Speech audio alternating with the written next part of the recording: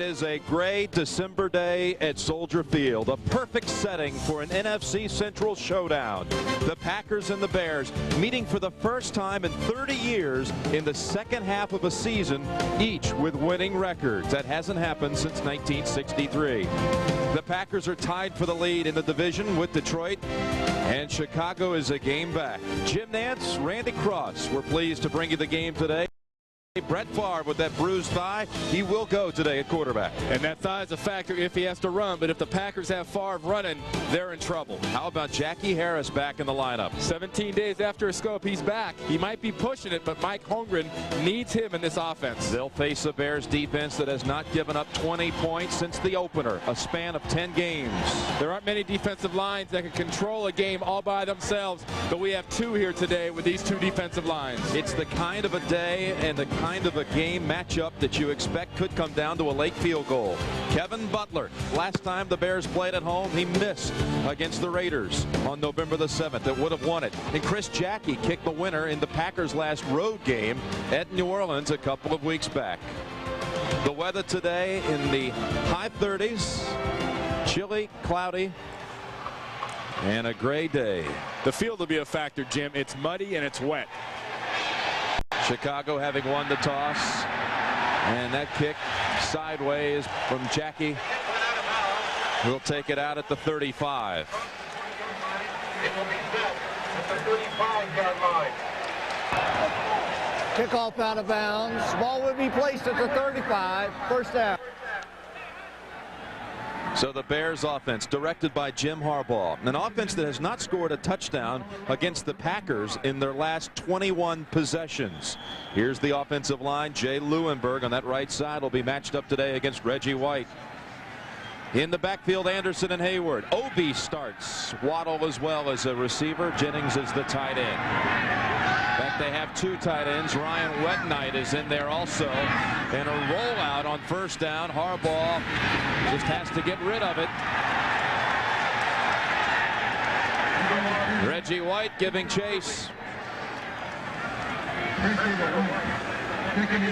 In fact, the Packers in the first matchup this season sacked Harbaugh 7 times. Yurkovich is the nose tackle. White with 10.5 sacks.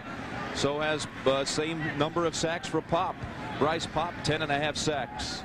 And here's the secondary. Leroy Butler with 5 interceptions. If there's a mismatch today, Jim, it's this Packer defense against this Bear offense that has been inept at times. Bob Christian in at fullback.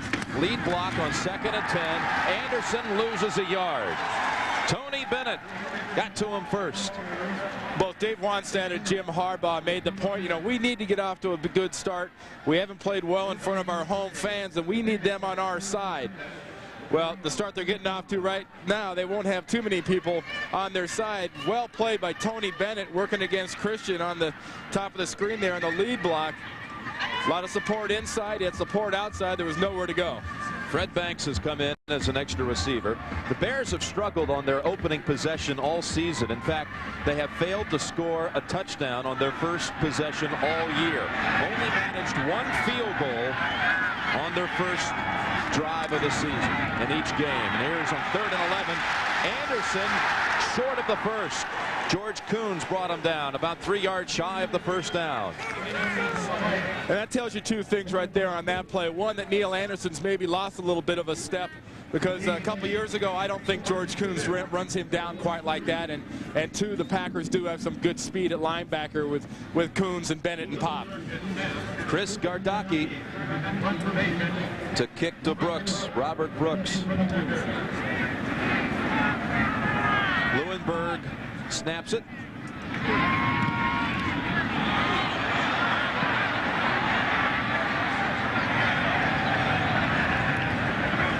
And it settles at the 23, a 33-yard boot. 24. The punt covered. 33. Brett Favre, bruised thigh on the play before the winning touchdown pass against Tampa Bay. But he's starting today with this offensive line in front of him. Rutgers goes against Richard Dent. Thompson and Bennett in the backfield. Sharp has the most receptions this year in the National Football League, and Harris at tight end. If you control the defensive tackles of the Bears, you can control the line of scrimmage.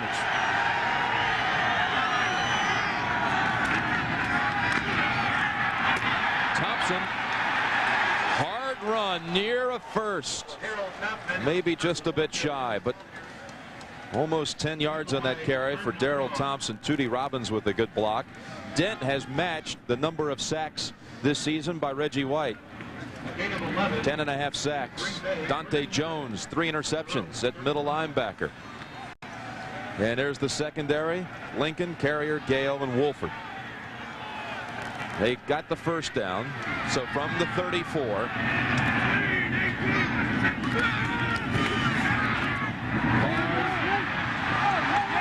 And that is Mark Clayton near another first. But they're going to spot him out at the 42, so it'll be 2nd and 2. Look for Brett Favre to do this all day. Mike Holmgren knows against this pass rushing Bears defense, you have to do a lot of 3-step drops. Look, 1, 2, 3. Get rid of that ball and get it out to a receiver right now. Don't let the defensive line get in a rhythm. You talk about quarterback rhythms. This is a D-line that has a rhythm all its own. 2 tight ends in for Green Bay, West and Harris. 2nd down, 2. Bennett has the first down out to the 48. Richard Dent eventually brought him down. Broke from Dante Jones. Well, Jim, when you see a back run like that, you have to think the line's doing a good job of staying on blocks. Watch the lineman blocking. Tootie Robbins down, a little kick out by Kerry Galbraith, and just a bad tackle there by Dante Jones. Bennett ran right through it. So a couple of quick first downs for the Packers operating near midfield. Split backfield, back to the original starting lineup. Harris down at the 35. Jackie Harris right back into the lineup and picks up 16. And that's the kind of thing Mike Holmgren and these Packers have really missed, is having Jackie Harris in there. It stretches out a defense, and it challenges probably the weakest part of this Bears defense, and that's their linebackers. The linebackers are forced to run with Jackie Harris, who can run like a wide receiver. You ever heard of a guy coming back from knee operation so fast? It's amazing. I mean, there's guys right now on injury reserve out for the year after Scopes a couple weeks ago. First down from the 35 of Chicago. Quickly back to Clayton. And bumped out at the 30 by Wolford. A couple of quick pops over to Clayton on this series. And the one part of the offense is missing right now for the Packers is probably the most obvious part, and that's Sterling Sharp. But, you know, he made the point to us yesterday, you know, if they want to take me away, they can take me away. But if Mike Holmgren wants me to catch balls, I don't think they can keep me from catching balls. 2nd down, 5.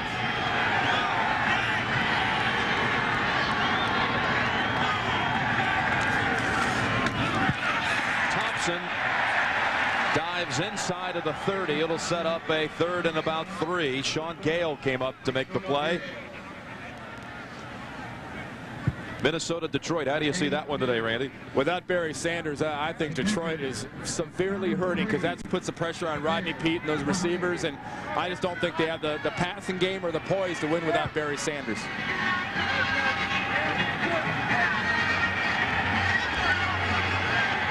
This is a Sterling Sharp down. This is where you look for him to find a way to get it to him. 3rd down and 3. Favre in traffic. Perfect pass to Harris. First down at the 20. Right between Carrier and Dante Jones. And really watch the way when Sterling Sharp goes into motion, number 84, motioning across the screen. Watch Harris just runs right up the middle, settles right in the hole there between Maurice Douglas and Dante Jones. And, you know, you say Favre threw a nice pass, but it was a better job of Harris of finding that soft spot in the zone. First down from the 20. Wide open. Hold on, they've whistled the play dead. As wide open as Harris was, somebody had to just flat stop. And I didn't hear a whistle, and I looked up and said, wait a minute. Play. How could he be that open? 25-second clock, malfunction. There is no foul. There is no play. Still first down. Jerry Austin, the referee today. Well, if you're the Green Bay Packers, you think there was a foul on that last play, because by stopping that one there, probably cost them a touchdown. Trace Armstrong was poked in the eye. We're told he'll return. But meanwhile, Alonzo Spellman has taken his place in the lineup. Figure you get a smaller piece of ice on Trace's eye than that great big old bag. Just a couple ice cubes would probably do the same job. That would suffice. 8th play of the opening series. You saw Spellman. 1st and 10.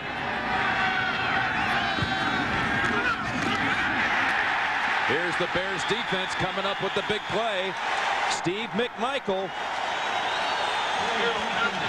McMichael playing at his 187th consecutive game, breaking Walter Payton's mark for most consecutive games played. Watch the penetration McMichael has here. I mean, he's made a lot of offensive linemen over the years miserable, yours truly included. He's an amazing guy that can keep going the way he's going right now, and he's somebody for these young Bears to look at, and he's one of the main reasons I think this Bears defense is the way it is.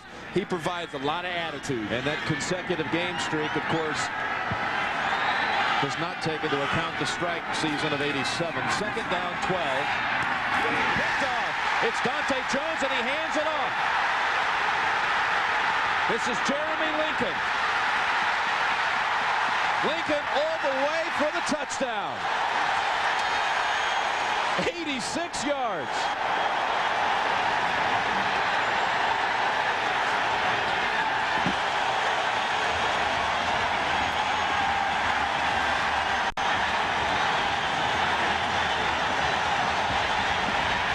That was a tough decision here, Jim, but looks like Favre was banged up trying to make that tackle. This could really a double hurt on the Packers. Dante Jones with his 4th interception of the season, and he lateraled immediately to Jeremy Lincoln. The Bears defense comes up big again.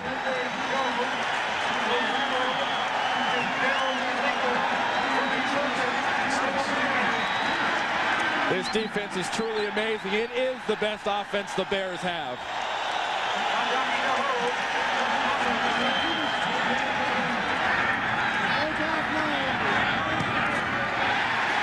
Butler adds the extra point.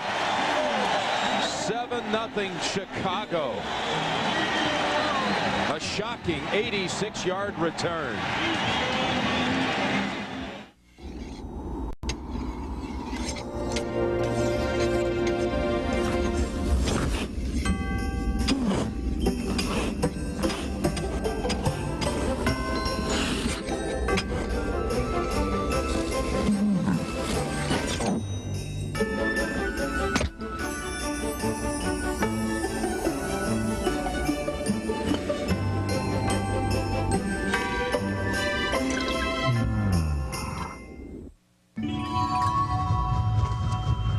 We labored to make the new Dodge Ram the standard for quietness in a pickup. We triple sealed the doors. We coated the hinges with friction-reducing material. And to help eliminate wind noise, we even came up with a special sound-deadening antenna cover. As pleasant and comfortable as our new truck is, we just couldn't allow it to whistle while it works. New Dodge Ram, Motor Trend's Truck of the Year. There's a whole lot more color in this Kodak Gold film. So drop it. Where you see the Kodak Color Watch seal. Start with Kodak film, finish at the Kodak Color Watch seal for great color. No seal, who knows, right? Right. The client everybody's after wants to meet us for dinner. Can you be ready in 10 minutes? Norelco introduces the compact Speed Razor. Why show up at a 7 p.m. meeting with a 7 a.m. shave? The new Norelco Speed Razor. Close and comfortable to go. This is called trying to go back to a good things one too often. Dante Jones, just like he did on Thanksgiving Day, steps in front of a poor pass and has the, I guess, the foresight to hand the ball off. Great run by Lincoln, but the biggest factor on that play wasn't the touchdown, I don't think. It could be a possible injury and bang up of Favre. Watch his shoulder. Right there, left shoulder on the ground. Here's Brooks. Brooks to the 28. It is the first Bears interception return for a touchdown since 1991. A couple of seasons. You know, Dante Jones with now 4 interceptions, and the future Hall of Famer Mike Singletary, whom he replaced in the lineup, never had more than 1 pick in a season. But Mike Singletary was one of those rare individuals. You never lost track of where Mike was. And Dante's playing well, but he's probably the best linebacker in a linebacker unit I think offenses will try to exploit here as the season winds down.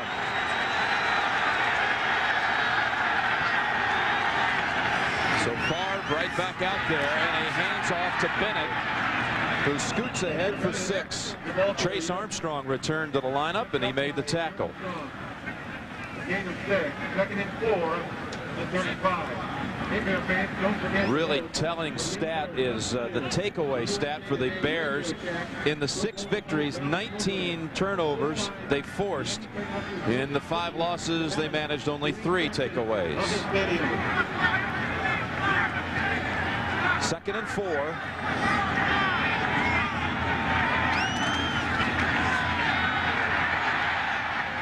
Screen pass. Thompson into Chicago territory, and Carrier finally makes the tackle at the 32. 33-yard screen pass play for the Packers. Frank Winters, one of many good blocks upfield. You really can't overestimate what Jackie Harris has really meant to this offense. They're running things now they have not run in weeks. They look more confident. They're moving the ball. Coming back, look at the offensive line out there in front. Nice job by Thompson. You know, this Packer offense has moved the ball. The problem is going to be the mistakes for Brett Favre. It has been this season. Winters with that good block you saw, 33 yards, and from the 31, Clayton. Another 5-yard pass play to Clayton, down to the 26. Lincoln bumped them out. And they're rolling everything right at Sterling Sharp. They're rolling right to him. Watch what happens. He's always talking about, I'm running these little hitches. I'm just sort of standing there. But the way the defense is rolling, the safety, Donnell Wolford, is there. Inside is a safety just waiting for Sterling Sharp to come inside. Rookie Carl Simpson has come in for McMichael. It's 2nd down and 5. Setting up and into round. Robert Brooks, and the Bears read it all the way. Sean Gale.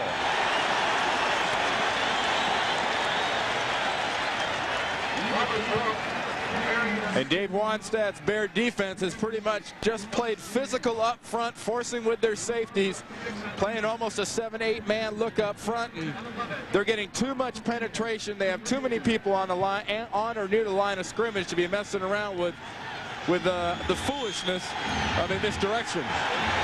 Simpson and Ryan on that defensive line are shuttling in with McMichael and Zorich. McMichael and Zorich now on the field on 3rd and 11. Favre has the first down. That was a sharp pass play. That one to Robert Brooks. I say sharp pass play, but we haven't seen Sterling so far in the mix. I think that's one thing that this Packer offense has to prove to their opponents, is that they can move the ball and they can effectively do things without Sterling Sharp. I mean, they're going to wear this poor guy out. Look in the slot as Brooks just makes his break, comes inside, and just a pinpoint pass by Brett Favre. There was only about a 9-inch area. I think he had a chance to throw it in, but he threw it right in it. So the Packers are moving the football again, as they were on their first series. First down, Favre.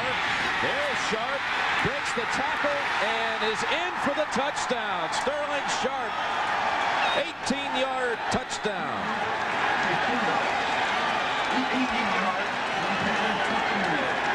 You know, Sharp's always getting caught into the comparison game. Jerry Rice, Andre Rice, and Michael Irvin. No receiver in the league is stronger than this guy. Look at him just slough off Carrier. Donnell Wolford comes in here, never steps out of bounds, does Sharp. And with his strength, forget it. I don't care if Carrier was a linebacker. You're not going to knock Sterling Sharp out before he gets across the goal line. His 9th touchdown of the season. And Chris Jackie ties it at 7. So the Packers come right back, driving 71 yards. 7-7 in the first.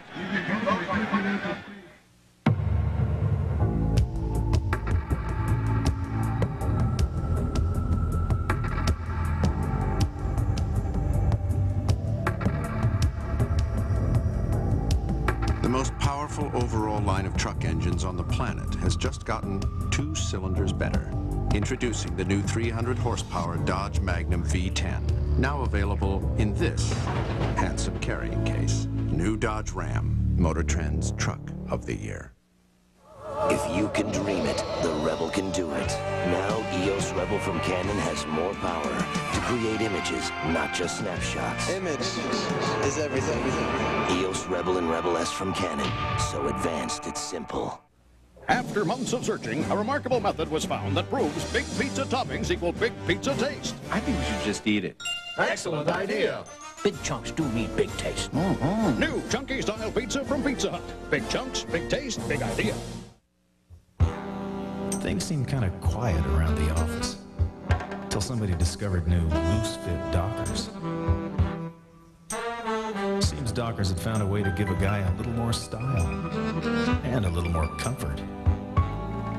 Pretty soon even the cool guys up in legal were wearing new loose fit Dockers, which didn't surprise anyone. After all, nobody does pants like Dockers. CBS Sports coverage of the National Football League is sponsored by the new Dodge, a division of the Chrysler Corporation. Levi's loose-fitting jeans. Coca-Cola Classic, always the real thing, always Coca-Cola. And by Canon, a world leader in 35mm photography. Jim Nance and Randy Cross with you from Soldier Field. 7-7, first quarter. Brett Favre. Look at the numbers so far. That's amazing what he's done, and what he's really done is lead this Packer offense down the field twice and made one bad pass, but as is the nature of this Bears defense, they made him pay. Jackie kicks to Conway. Curtis Conway running it back from the 4. Got a seam up the middle. Conway to the 27. Jim Morrissey made the hit at the 27. So the Bears offense will take the field for the second time when we return, tied in the first. Bud Light is rocking the nation. Reno, Nevada, and Bud Light. Jacksonville, Florida. Rockford, Illinois. Bud Light's the best. Cool. Way cool. Yeah.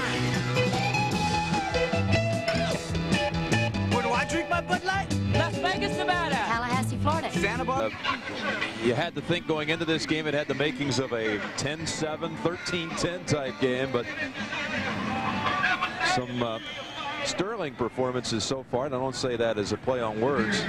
I say that really in regards to the Bears' return for a touchdown, and then Favre coming right back when you thought he may have been shaken up, and leading the Packers to a tying touchdown. Now, Chicago on first down, hands it off to Anderson for no gain. Jurkovich clogged the middle. I tell you, this Bear offense has got to get something going against the Packers, or they're going to absolutely wear their defense out. They've got to get their defense off the field. Green Bay's moving the ball well offensively, but the Bears need to do something. They haven't scored a touchdown against the Packers in 22 possessions. Goes all the way down back to the second game of 91. Second down and 10. There's a Harbaugh pass on target to Tom Waddle, and that's good enough for a first down. That's what this Bear offense really needs, is for Jim Harbaugh to step up and become a passer, become a quarterback. As few yards as they throw for, there's a real premium. Now watch the job being done on Reggie White. You've absolutely got to count on him every play, but Wojciechowski basically took him on that time all by himself. Fred Banks in for Waddle. First down. Anderson. When you break down Anderson's rushing totals on first down this season, he averages a little over 2 yards a carry on first down attempts.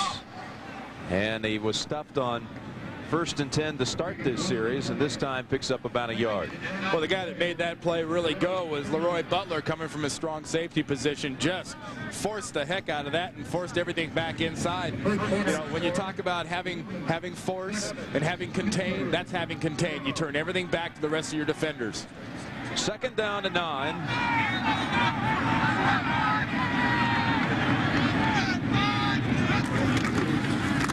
Play action.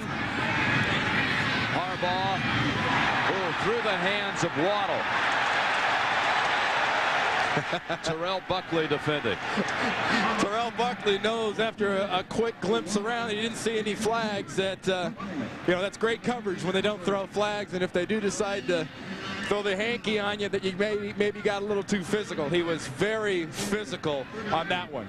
If they throw a penalty, it's pass interference, but if they don't, you're just very physical, and he's all over. I mean, all over Waddle. Nice job. 3rd and 9. 4 receivers in for the Bears.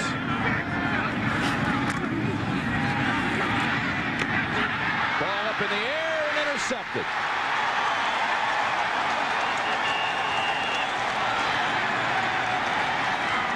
That's Doug Evans.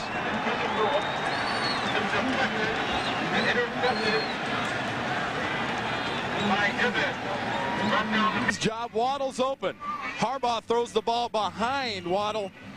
Good job by Roland Mitchell of having the backside cover. Watch where the ball goes. There's Evans, he's got it. It's bouncing. I don't know. I'd be hard pressed to contend maybe that he dropped that thing and didn't really have possession. But the Packers take over from their 46. Come out throwing to Brooks. Brooks breaks away. Broke away from Lincoln. And he's all the way down to the 36 of Chicago. Well, you know that an offense is throwing hitch patterns when a defensive tackle gets all the way outside. Chris Zorich knocks Brooks out of bounds on that play. And the Packers and Favre are just doing what they've done all season long. Short, quick drops. Little dinky kind of receptions. And just a terrible job by Jeremy Lincoln of not wrapping up and tackling, but what a job of hustling by Chris Zorich. They have 143 yards offense here in the first quarter. Marcus Wilson in the backfield. Wilson fumbles the football. Dog pile. Chicago football. Steve McMichael on his record-setting day, and he spikes it right to the referee. I'd put my money on McMichael if you get into a pile fighting for a ball. Some way, somehow, he's going to come up with that ball. And Mike Holmgren on the Packers sideline has got to be sick. His offense has dominated and just come up with another stupid mistake. Because the ball was in his ball was put in his stomach, and Wilson just fumbles it. Pure and simple. It just pops right out of his arms. That's the first play of the game for Wilson, and then he fumbles it right back to the Bears. Might be the last offensive play of Wilson today if Mike Holmgren has anything to say about it. Chicago from their 43.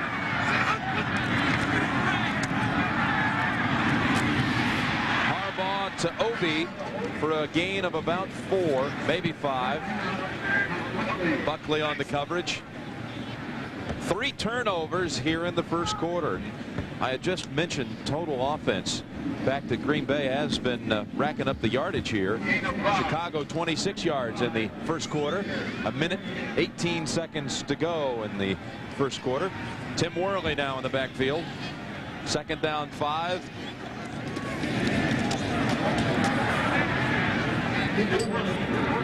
Bryce Pop run him down at the 49. It'll set him 3rd and short. 3rd and a long yard, maybe 2. McMichael, the 2nd oldest defensive player in the NFL. The oldest defensive lineman. The only defender with more age, Clay Matthews of Cleveland. We'll just call him old. Yep. That's old. Old will do professionally. 187 straight games he's played in for Chicago, breaking Peyton's mark of 186. 3rd and 2. Worley driving. I don't think he got that. Even with a 320-odd-pound fullback Craig Hayward in front of him, I think that Packer defense managed to stuff that up. 4th and a yard to go. I think you play the percentages here and you punt this ball and pin back the Packer offense. The last thing you want to do is give the Packers the ball here on the 47, 48-yard line. Well, Coach Wannstedt will get a little extra time to think about it as we come to the end of the first quarter with the score: Green Bay 7 and Chicago 7. Andy Cross, again, we're glad to have you with us today from Soldier Field. 7-7 after 1 quarter, and the Bears facing a 4th and short situation. You think they're going for it? Harbaugh's got a great count here, but you got to think they're trying to draw him off. They can't really be doing it, not in this situation. This is too critical, and the Packer offense is moving it too well.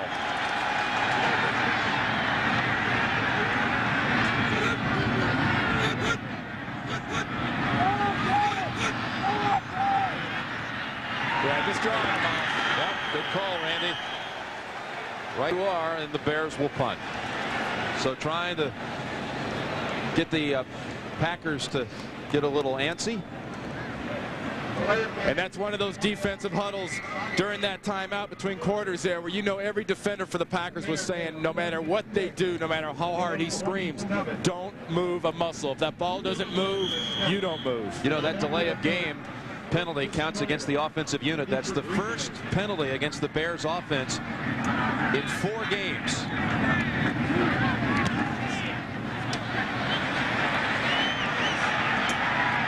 Fumbled by Brooks. But it looks like the Packers are all over it.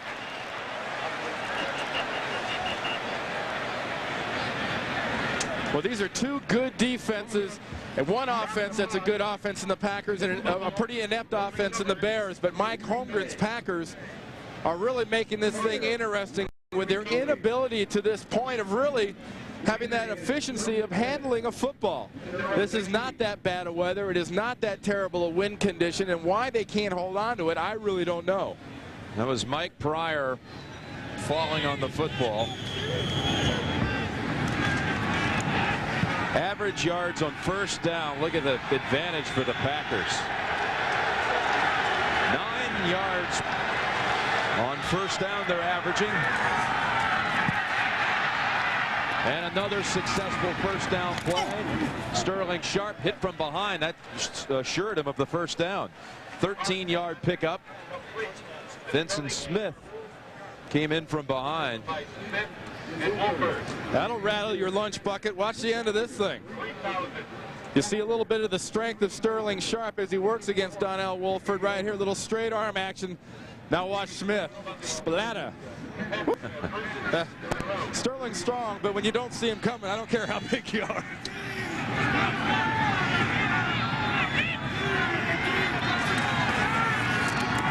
First down run, Edgar Bennett falling for about 3. And so far we talked about it in the first series that to control the Bear defense, you must control the defensive tackles. And aside from a big play by Steve McMichael on the last drive of the Green Bay Packers, I think inside the Packers have handled the defensive tackles, the middle linebacker Dante Jones of the Bears. 2nd down, 7. Favre sidearms it for the first. With pressure coming on, Favre got rid of it just in time for 10 yards to Sterling Sharp. There's textbook quarterbacks, and there's quarterbacks you say, well, gee, if you're a young guy, watch him. Brett Favre's a slinger. He's going to do what he has to do to get it done. Watch the job, though, that was done up front. Watch how much room Favre has in front of him. When you're talking about Dent, you're talking about Armstrong, you're talking about Spellman, if they have to come all the way from the outside, they're not going to get there without pressure up inside. Spellman was just a second late. First down, no gain, Darrell Thompson. Dante Jones plugging the middle. Real surprise going on right now in the league, and that's at Pittsburgh. And you're going to see that score in a moment. They're playing New England today. And the Patriots are now up 14-0. There it is. Well, the Patriots have proved on several occasions that no lead is safe. They don't play well from the front or behind for that. Well, you know they're competitive in every game. 2nd and 9.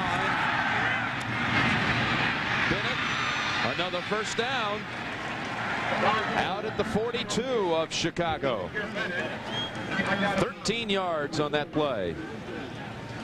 In the second quarter, early action of the second. Green Bay and Chicago tied at 7. The Packers on their first possession were driving. When Favre was picked off by Dante Jones, he handed off to Jeremy Lincoln, who returned it 86 yards for a Bears touchdown. Right back came Green Bay. 71 yards they marched. An 18-yard scoring toss to Sterling Sharp. First down. And the pass too high for Harris as Spellman was moving in on the quarterback. And that was Brett Favre's first incompletion on first down.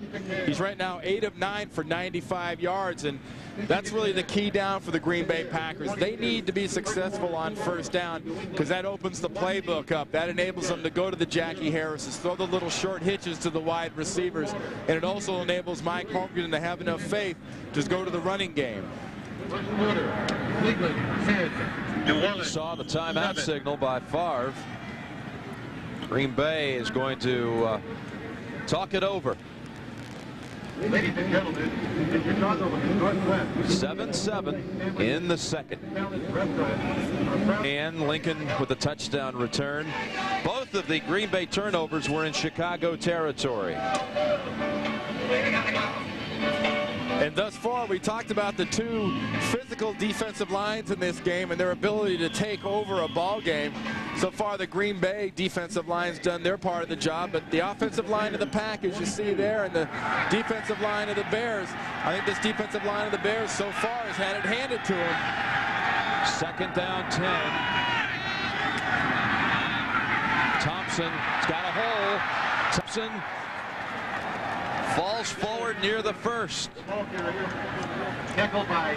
You know, one of the real marquee things about the defensive line of the Bears is their pursuit and their tenacity. But watch how out of position everybody gets. Dante Jones overruns it. Winters pushes him by, and this is not a defense that's used to being gashed like this, especially against the run. This is a defense that gets mad. When they get mad, they get even. 3rd and 1 from the 33 of Chicago. Have 4 receivers in on 3rd and a yard.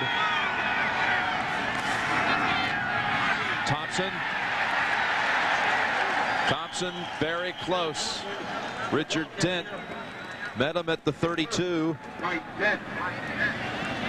Question of how far forward they'll mark it. Oh, this looks like it's going to be a measurement, Jim. It's going to be real close. You see that right foot marking the ball. I think you're looking at 4th down. Referee Hoffman has called for the chain gang.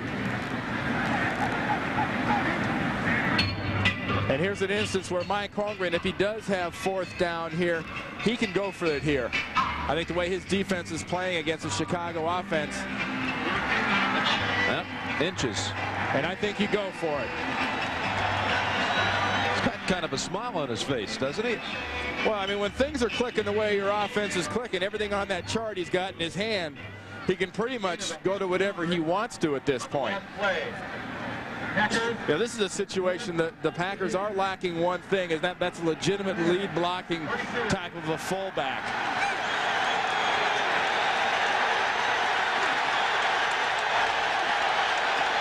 Situation the Bears defense loves. A challenge like this. 4th and inches. Big physical quarterback. Bennett easily with the first. Driving to about the 27. Watch the surge of the Green Bay Packers offensive line, especially on the right side behind Harry Galbraith and Tootie Robbins. Watch this. Wow. Alonzo Spellman got way too high, and Tootie Robbins just speared him.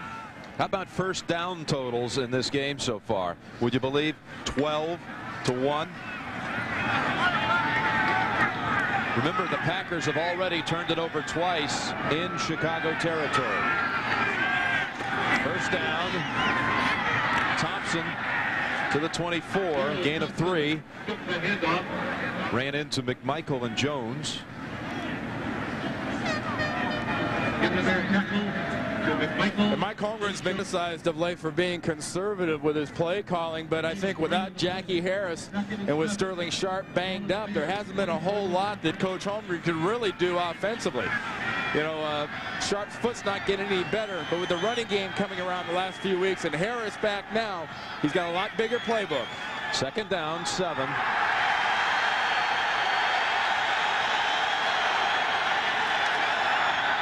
Favre to Sharp.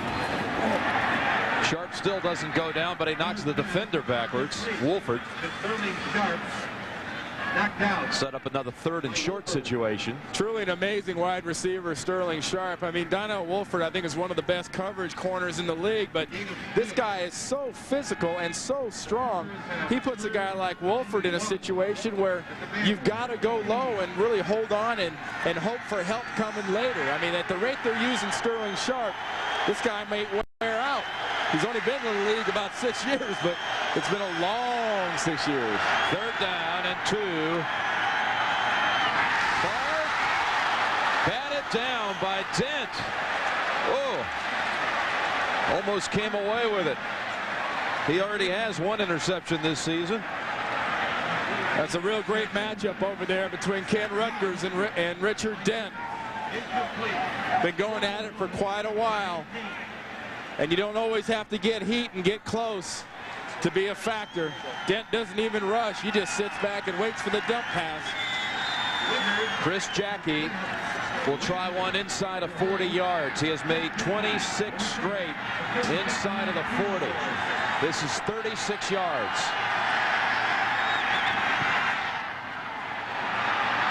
And there is the end of the streak from inside 40.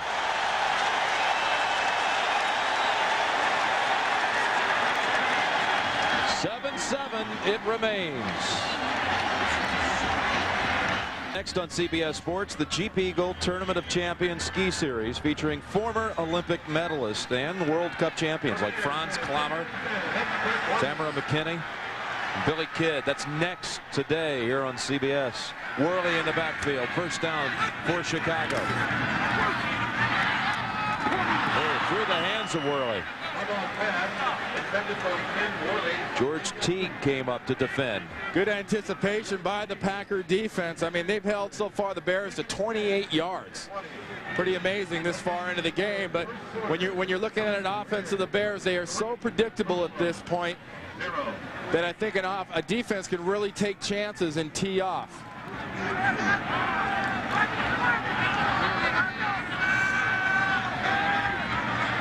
Second and 10. Worley. Nice piece of running by Worley. And I think they spot him past the 30, which would be good enough for the first. We have an update for you, so we send it back to New York with Greg Gumbel.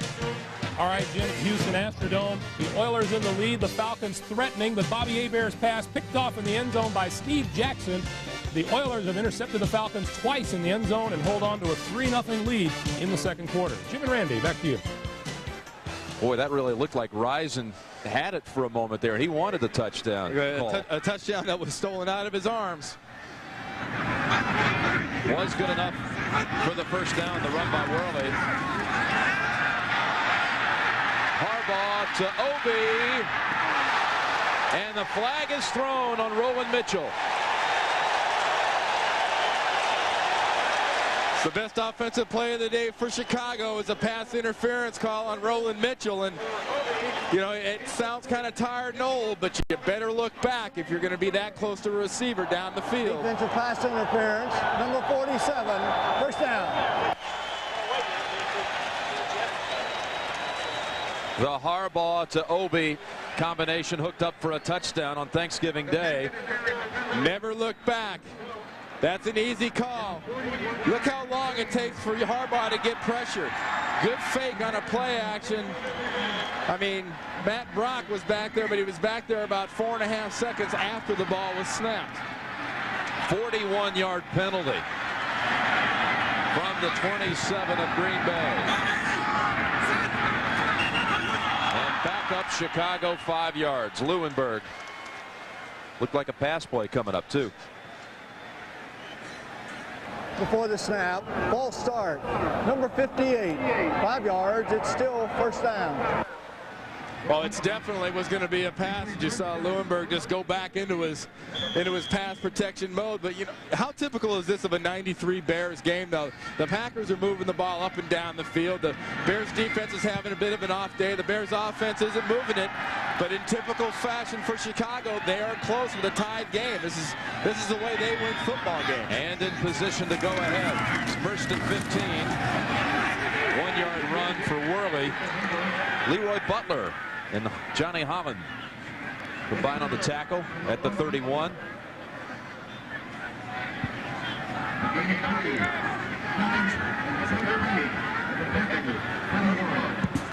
Kind of lift has Worley given the Bears since they signed him a month ago? Well, he's a big physical kind of running back that, as you saw in that one play in the beginning of this possession, he can get the corner.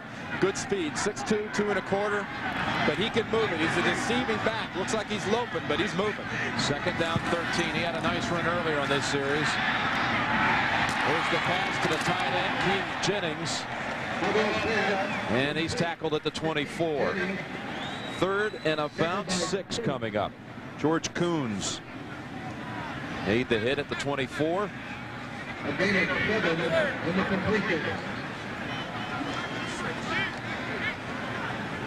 Passing yards, well, Favre 166. Chicago 23, but they did pick up 41 yards on the pass interference. Harbaugh 3 out of 7 so far. In a game like this, Jim, there's only one stat that matters. That's the score. Third down, 6. Harbaugh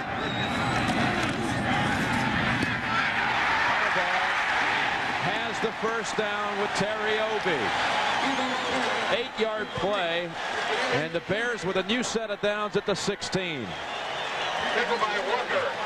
You talk about the crowd not being behind the Bears in the past here home in Chicago, but what these fans really want and what these fans are getting right now is a reason to cheer. They're getting some plays, a big penalty, a couple of good passes, and this is the kind of offense the Bears are going to run for this season. It's not going to be flashy, it's not very exciting, but if it doesn't make mistakes, it won't get you beat. On first down, Harbaugh to the end zone. In the area of Waddle. Well, Waddle was open there, too, working against Roland Mitchell. We're talking about the defensive lines. Well, I tell you, this series, or the last couple of plays at least, Reggie White and the defensive line has not been much of a factor. There's Wojciechowski and Lewenberg working on Reggie White, and if you see 2 guys blocking on Reggie, you got to think somebody else on the other side is getting man-on-man blocking. But the man-on-man blocking is working because nobody's getting close. Second down, 10.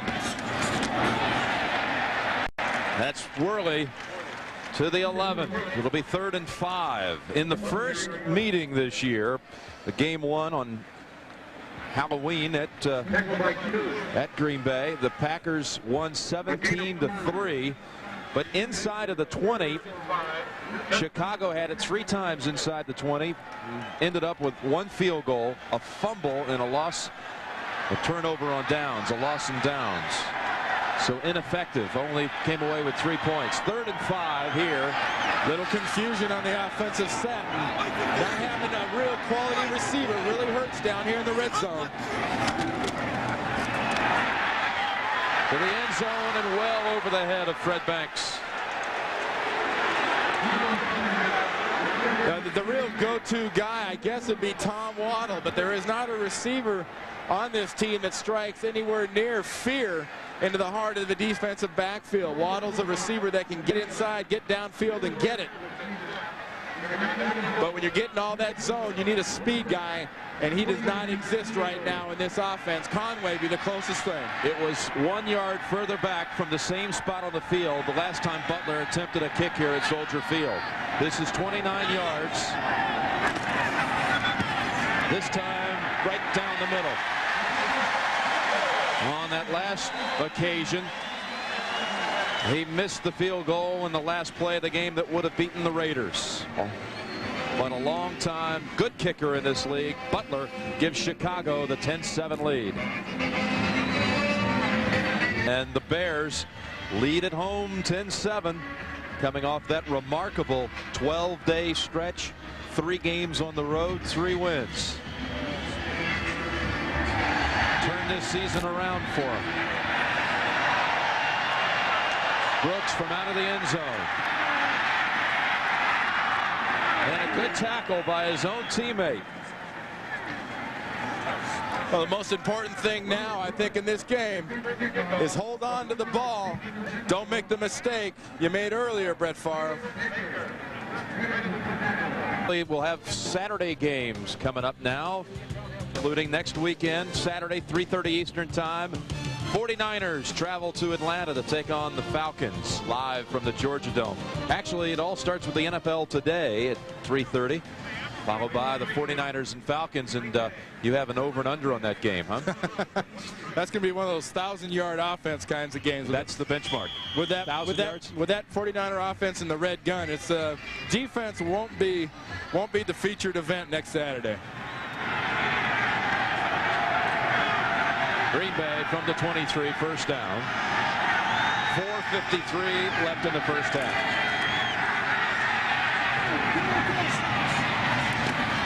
Bennett out to the 30. Gain of 7. Joe Kane met him at the 30.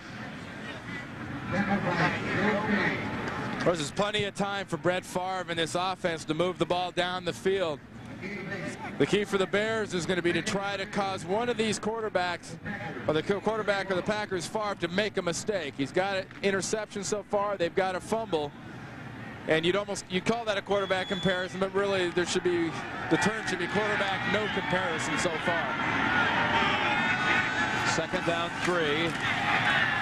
Bennett, riding right behind a lead block of Ed West, picks up the first.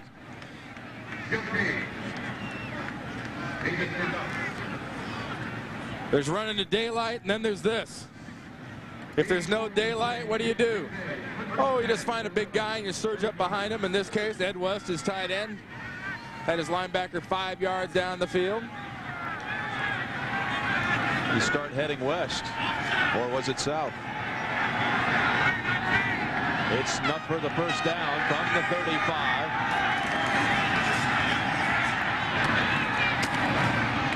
9 yards on that play to Sharp. You know, there were plenty of times in this offense for Green Bay where Sterling Sharp leaves the huddle and Brett Favre really has no idea where he's going. He knows Sterling Sharp's job: find the hole in the defense, sit down, and he'll find me. 3:10 remaining in the first half. Second down 1. Chicago leads 10-7.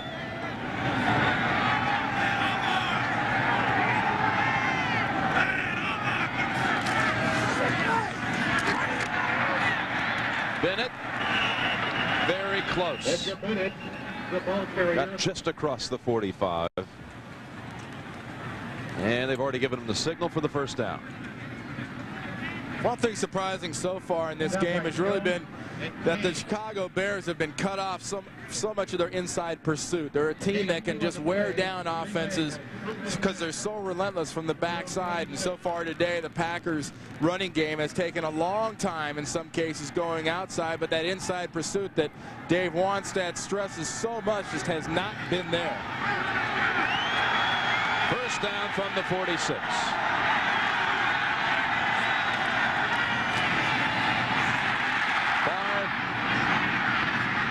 Slings it over to Jackie Harris, who advances it into Chicago territory. Down at the 49. And we've reached the 2-minute warning. 2 minutes to go in the first half with Chicago in front 10-7. Everybody thinks Pro PM, 8 p.m. What's the problem?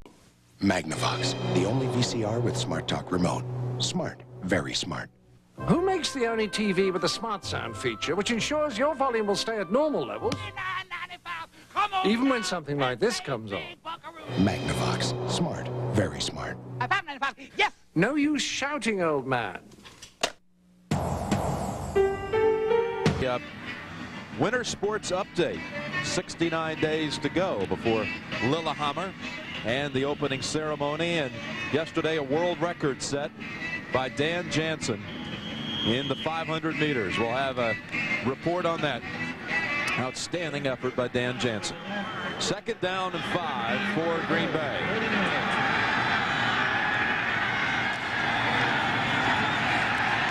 Favre fires it to Harris. Harris tumbles to the 22. One of the most impressive things about Brett Favre is his total lack of urgency in these types of situations. A young quarterback, he's a guy that's got 1 full season from last year under his belt and has had some troubles earlier this year, but you know, there's no fluster to this guy, there's no hurry to this guy, and when he's got this guy, Jackie Harris at tight end, this is a whole different offense.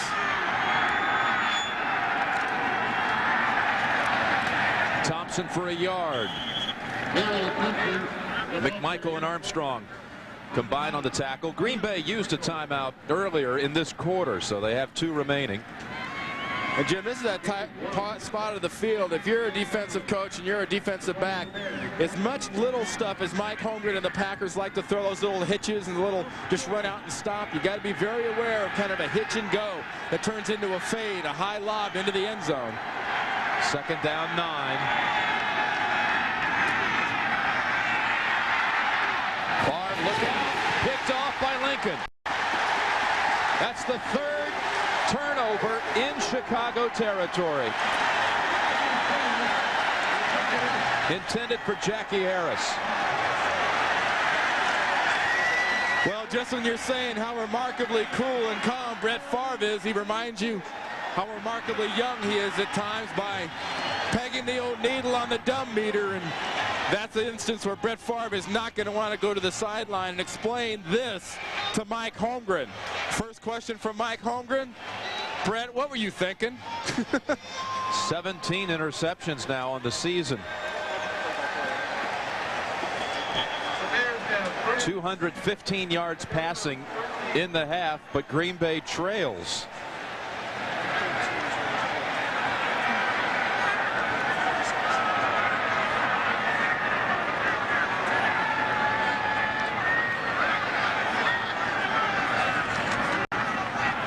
Anderson loses 2 yards. Pop came up quickly, so did Sammy Walker. Tell you, you're getting a little smattering of boos here at Soldier Field, but the last thing the Bears want to do is make a dumb mistake like the Packers have, especially in their own territory.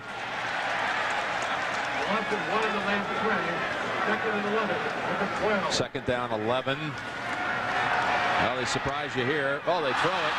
It bounces right off the hands of Robert Green. Yeah, but he knocked it down well. Intended for Green, incomplete.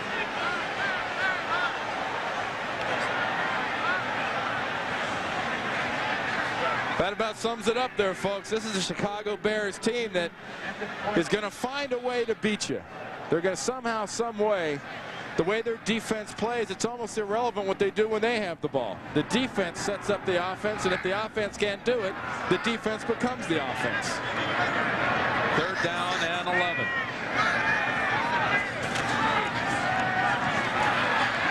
Anderson tackled by Mitchell.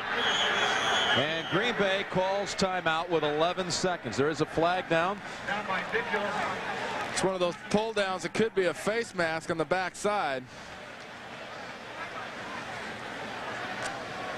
There's no gain. Anderson up there.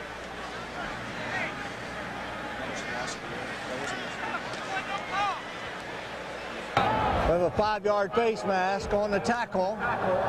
Repeat, 3rd down. Well, with 11 seconds to go, should Green Bay run it again, or Chicago run it again and get stuffed, Packers may want to consider taking a timeout and trying for the old free kick off of a fair catch before the half. Well, they've got a kicker in Chris Jackie that's got the leg to do that type of thing, but you know, the reason that Jim Harbaugh makes millions of dollars is to come through in these kind of positions. They're down 6. They do run it. Green doing a lot of cutting. Some swift moves in that one. Timeout called by the Packers with 4 seconds to go in the half.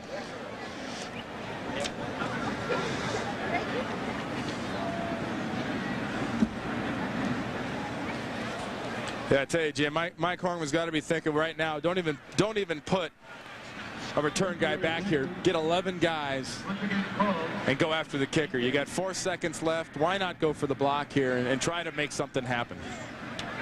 Because Gardocki, if he gets it off, is going to pin them well back. First they have to measure. Ooh, that's close, but didn't get it. So Gardocki will punt. They will put a returner back. Oh, there's a kiss of death. Anytime. And it's kind of like saying this guy's never missed a punt like this.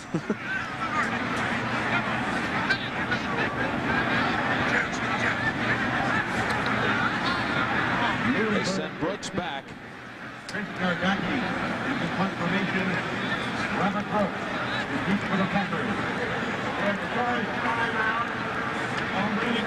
Well, the Packers charged with the timeout.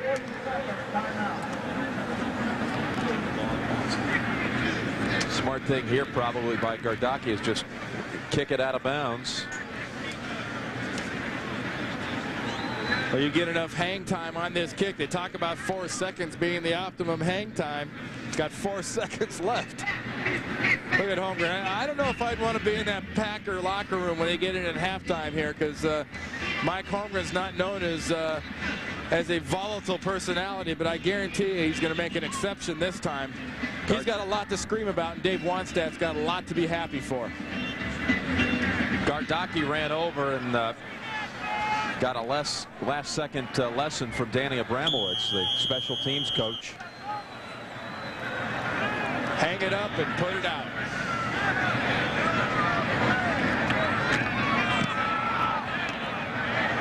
Passing yards, but the 3 turnovers all committed in Chicago territory. 2-to-1 time of possession, too. And the one thing Jim Harbaugh has not done is he has not made the mistakes that Brett Favre has. Granted, the offense hasn't done anything, but you know, if you're not making the critical errors, turning the ball over down in the opponent's territory, you're not going to kill yourself. Corey Harris on the return. He's a good one, too. Corey Harris to the 38. Corey Harris. Kevin Minifield made the tackle. Tripped up by Minifield. Favre, 215 yards, 17 of 21, over 80% clip in the first half, but you're trailing 10-7. Both those interceptions, though, were a bad case of the huns. You look at that thing and the way it was thrown, and you say, huh? Huh? Huh? There's the Packers' first half possessions. Not a punt, not a single punt.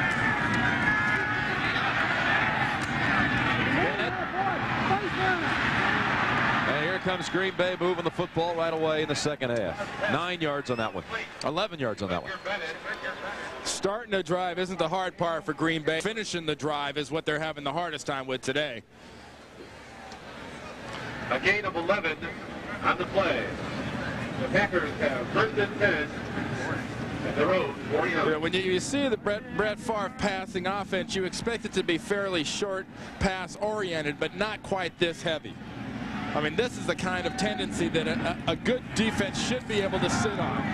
Thompson with McMichael on him, down at the 46.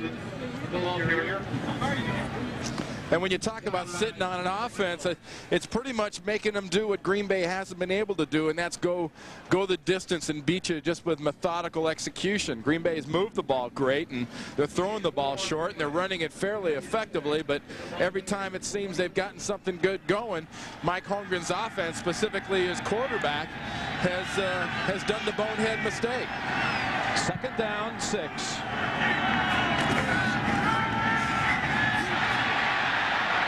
Room to run, and he has the first down at the 40. And you know Mike Holmgren's watching Brett Favre run with that bad thigh bruise the whole way, saying, get out of bounds, get down, get out of bounds, get down.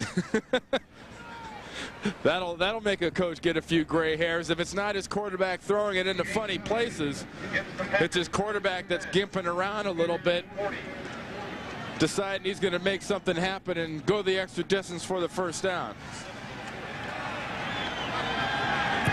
First down at the Chicago 40. Oh,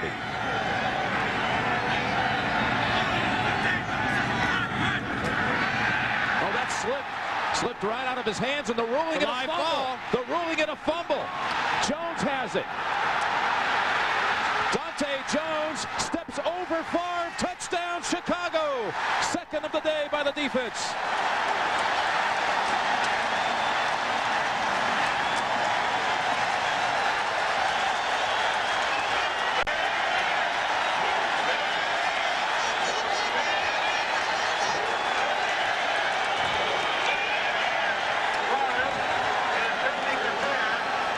Dante Jones.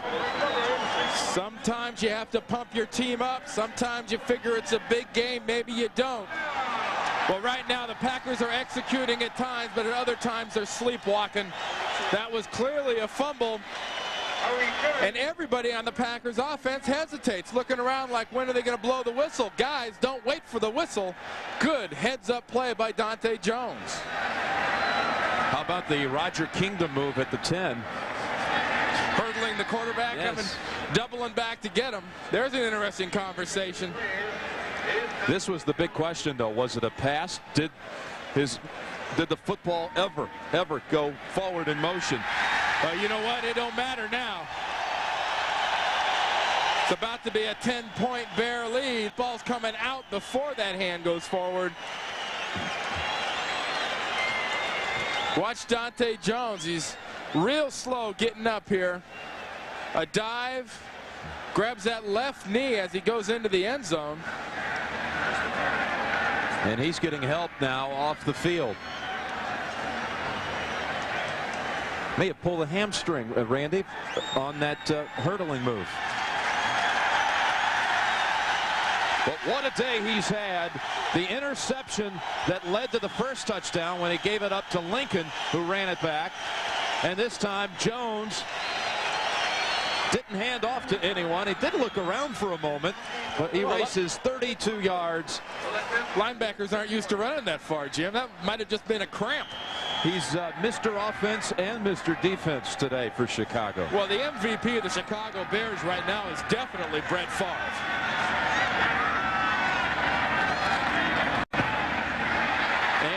The Bears now lead by 10. That, by the way, started at the Chicago 40, that place. 4 times Green Bay has turned it over in Chicago territory. Geronimo. His name would never be forgotten.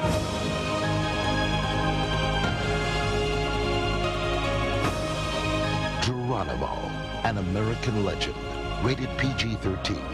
At theaters Friday.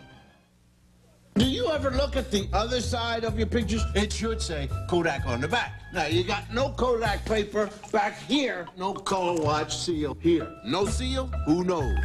I asked for jumbo prints, but this is ridiculous.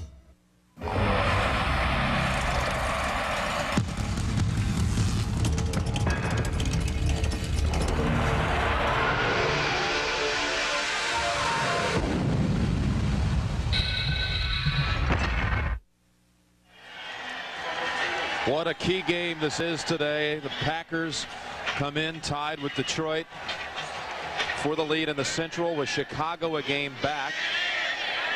And right now Minnesota holds a lead of 6-0 at the Silverdome. Important from the Bears standpoint too, because if they lost this game to the Packers, not only would they be 2 games behind them, but if they ended up in a tie by season's end, they lose a tiebreaker to the Packers and head-to-head. It would have been a sweep.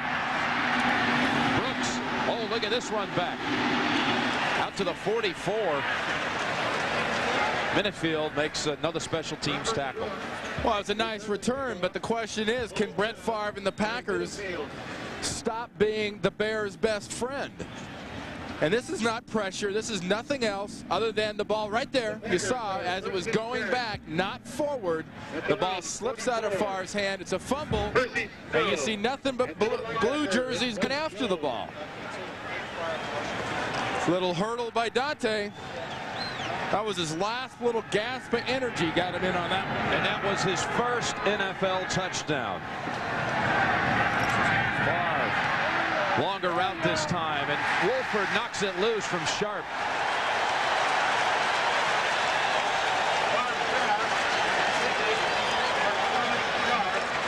Dave Wannstedt told us on Friday Wolford's having a Pro Bowl season. That was a Pro Bowl play right there. Well, this Bears defense thrives on really emotion, and the Packers up until today have thrived on the fact they've moved the ball, but they've done the stuff late that has enabled them to win. So far they've done the stuff early that's going to enable them to lose if they keep it up.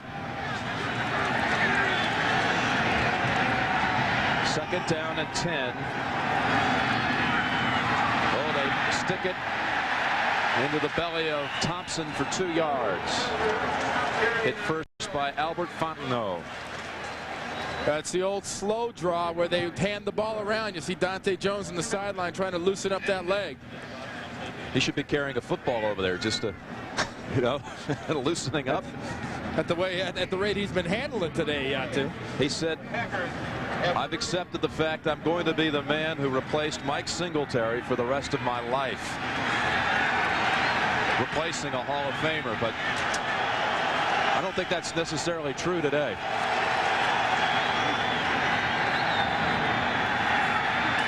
Third down, Favre, wide open area.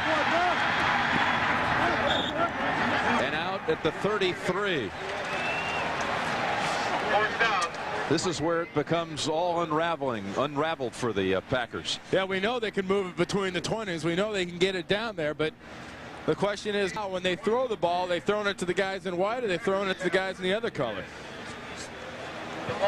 Percy Snow, by the way, is in for Dante Jones at middle linebacker. Hey, you have 18-4 first down advantage. Yeah, but the Bears almost have as many points as the Packers have first downs. And you trail by 10. Bennett, no gain. Tim Ryan. Sun has come out too. Slowly but surely, this Bears defense is starting to take the line of scrimmage back over again, especially inside. There's a sight we haven't seen much this weekend, and that's what is that thing anyway? It's up there. It was up there behind the clouds all weekend long. Folks on the East Coast haven't seen much of that either.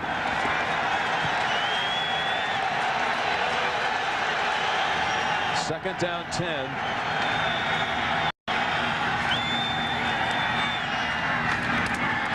Ed West. And he's close to the first down. His first catch. That was a nice job by Ed West because, you know, if Harris is a wide receiver type of a tight end, Ed West is the stone you in the face and block you. And when he gets that ball down the field, he kind of goes like a pickup truck. But when you get a pickup truck with that kind of momentum, he'll have a chance of getting close to a first down. 6'1", 245. Oh, I love the weights they list around here these days, especially Craig Hayward's. You'd like to step on that scale, wouldn't you? Make you feel good. Yeah, that's right. And they're about 2 chain links short of a first down. As you see Dante Jones getting that knee / hamstring taped up. Third down and inches and 3 tight ends in the lineup for Green Bay. Mark Chmura has come in, joining Harrison West.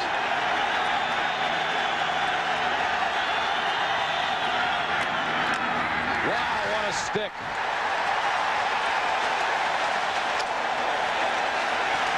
Spellman, Snow, and others.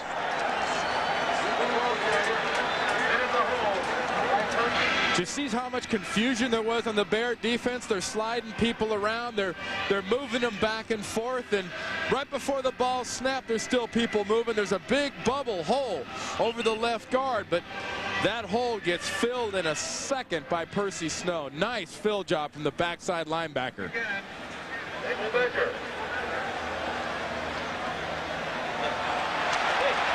Well, that's a double win right there. The Packers got their first down, but I think the Bears made a point. Guarantee that's a hard-earned 4 inches. Well, Dave Wanstead knows that Mike Holmgren does not have the receiver on the other side from Sterling Sharp, and as a group, they don't have the speed to worry about going deep into the end zone. They'll throw short, hope to run it long. Thompson tracked down for a loss of a yard by Joe Kane.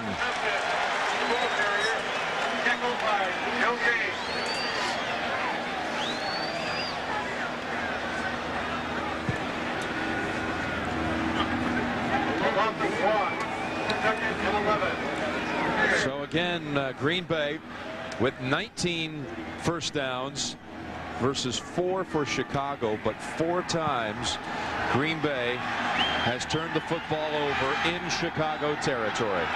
There's Percy Snow in for Dante Jones. 2nd down, 11. And near another first down. Jackie Harris. And much like you've seen on almost every possession of the Packers, just a case of a receiver, in this case Harris, going out and settling down in that hole in the zone, finding the spot, and Favre delivering it. Another dink pass, just a little something to move the chains. But the Bears, as the field shrinks, the Bears will give them those passes. They'll keep them in front of the end zone and not let them in. Another first down. Steve McMichael in a strange position for him on the sideline.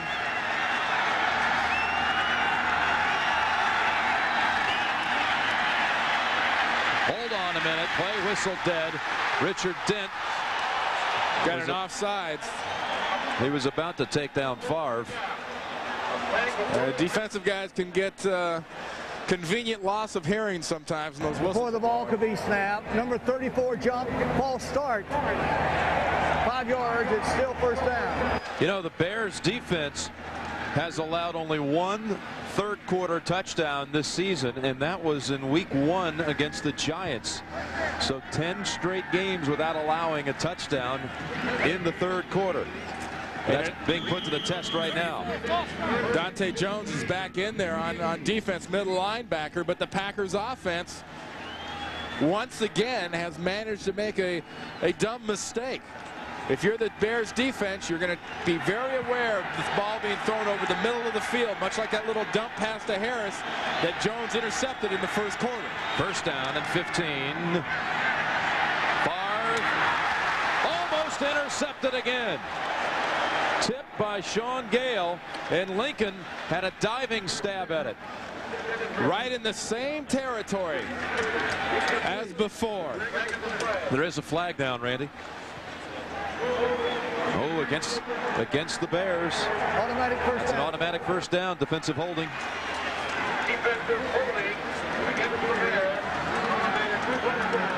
And Dave Wanstead hasn't had much to scream about as far as things going against him so far today. He's gotten much of the breaks, and much of the breaks have been given to his Bears by this Packer offense. Midway through the third quarter, and Chicago leads 17-7. With a clean slate of downs, Jim, you got to remember that Sterling Sharp factor with his strength and his ability to break tackles and get open and take the ball in. He has scored Green Bay's only touchdown. First down, handoff. Thompson to the 12, maybe the 11. McMichael back in there, makes the tackle. McMichael was pretty intense before the game today, wasn't he? He darn near had Leslie Visser from NFL Today jumping out of her skin. She comes up to him and goes, "Hi, how you doing? I'd like to ask you a few questions." He goes, "Not now, not now." She turns around and goes, "Oh, okay." He says, "All I got to say, nothing to say. It's kill." He screams, and she came about 6 inches off the ground. He's thinking kill right now, and the kill he's thinking is Brett Favre. Second down and 9.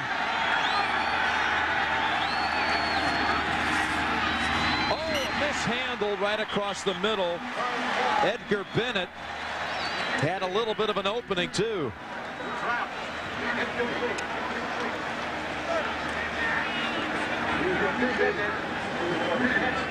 And Vincent Smith on the bench right now, getting some attention. That whole Bears defense is smoking right now, the job they're doing against this Packer offense, because I think the Packers have figured out we're not going to run it in. They have got to throw it in. Third down and 9. Favre wide open. It's Bennett. Holds on this time, but short of the first. Tackled at the 8 by Wolford. And the Packers will try a field goal that would bring them within 7. Hey, you got to put these points up on the board. Still plenty of time left. Pull within a touchdown. Jackie in the first half missed from 36 yards, stopping his streak of 26 straight successful field goals inside of 40. Excellent job in that last play, though, by the entire Bears defense. You talked about that inside pursuit. You talked about their tenacity. You saw it in that last play. Brian Wagner will hold 26-yard attempts. This Jackie has it. So it's a 7-point game. 6:14 remaining third quarter. Chicago 17-10. I mean, there's no such thing as a B-plus mechanic on this airline. Let's do it. Even the most junior mechanic can keep an airplane in this hangar if there's a hint of a problem. You might think a job like this would become routine, but every now and then, I just take a walk through the terminal, and right there, you see what's important.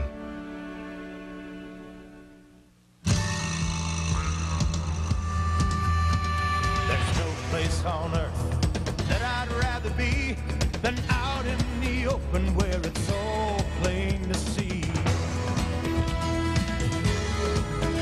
If it's gonna get done, it's up to you and me. Come on and head for the mountains of Bush. On CBS Sports, the Jeep Eagle Tournament of Champions Ski Series featuring former Olympic medalist and World Cup champions. That's coming up next on CBS. But right now it's 17-10 Chicago. Third quarter. Haven't seen a whole lot of that Bears offense. How about none? Time of possession, there's only an 18-minute difference between Green Bay and Chicago right now. Green Bay has had the ball 28 minutes. Kicking to Conway. The first rounder fumbled the football. He fumbled at its tail end of that. And Green Bay says Packer football. What else would you expect them to say? Dexter McNabb signaling. I think they do have it. They do. There is a flag. There is a flag down, Jim. McNabb forced it.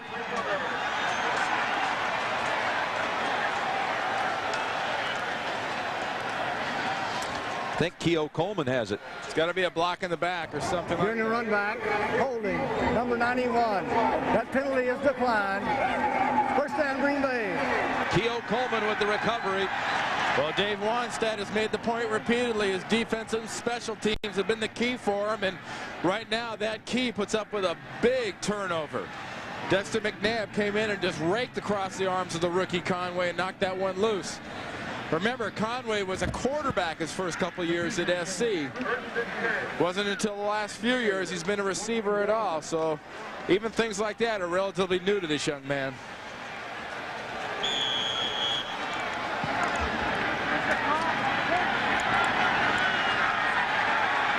(4-2) in the turnover department.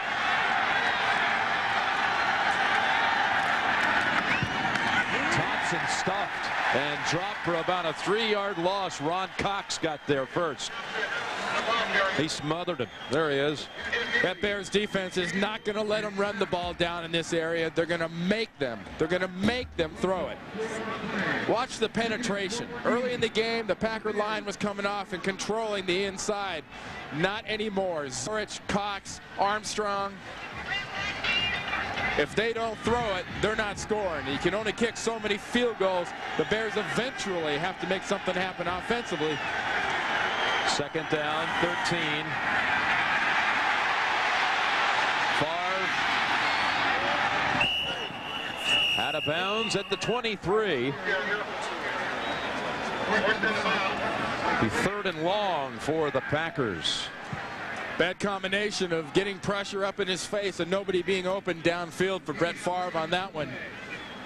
Good job by the Chicago Bears down the field of covering the receivers. The deepest receiver on that play was the tight end, Jackie Harris. So they'll go to 4 receivers. Even split in play selection, but third down and 10. If the Packers are going to win this, it'll be won by Brett Favre. Favre hits his man. It's Clayton getting away and into the end zone. Touchdown, Green Bay.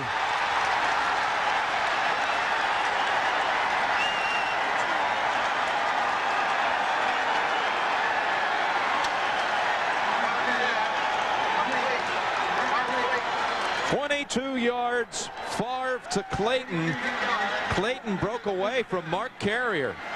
And this is the first touchdown allowed by the Bears in the third quarter since the opener. And that's the kind of play Mike Holmgren and the Packers have just been begging they could get from the off receiver, the other guy besides Sterling Sharp. If they can worry about Clayton, then you can get Sharp open more. Now to tie it. Jackie does it. 17-17. All set up by the turnover on the kick return. Packers have stormed back to tie it. No taste tests. None of that is what made Heineken the #1 imported beer in America. Do you think she'd reconsider? Stranger things have happened. She went out with you in the first place. A stellar field of Olympic medalists and World Cup champions compete at the Jeep Eagle Tournament of Champions Ski Series next on CBS. Turnovers the story today. Mark Clayton has scored his second touchdown as a member of the Green Bay Packers. Second of the season, that is.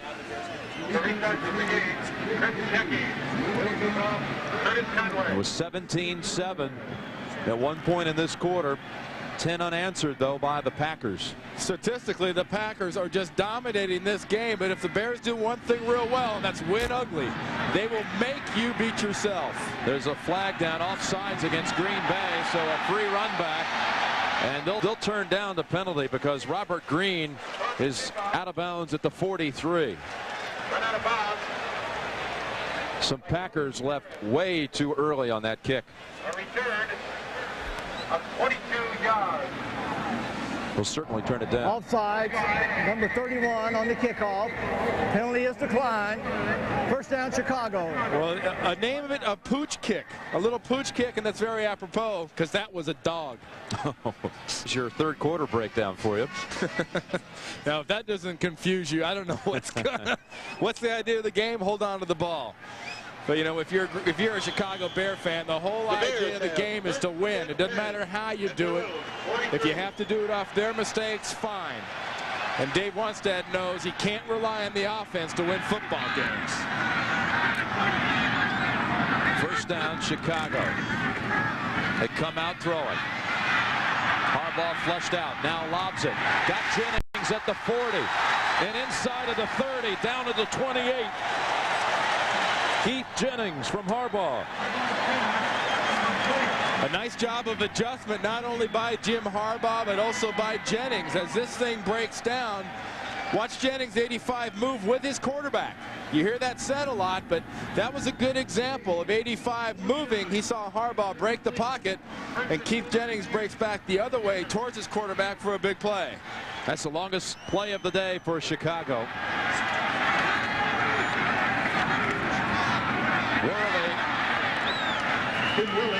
down to the 25. You know, prior to this series, 27 of the last 30 plays had been run by Green Bay. The only 3 plays by the Bears were at the end of the first half when they were just trying to exhaust the clock. Well, the important thing for the Chicago Bears right here is they're inside of Butler's field goal range. They can't get more conservative, but what they can do is prevent themselves from making a mistake here. 2nd down, 7. Obi breaks away and down to the 13. He got away from Mitchell, and then Coons tackled him at the 13. And this Terry Obi is just a player that maybe on paper doesn't look like much, but as Dave Wanstead says, he's just a guy that somehow finds a way to make big plays for me. And here he just sloughs off Roland Mitchell. He's not a big physical receiver. He's not a specimen, but if he won't go down, you had better wrap him up.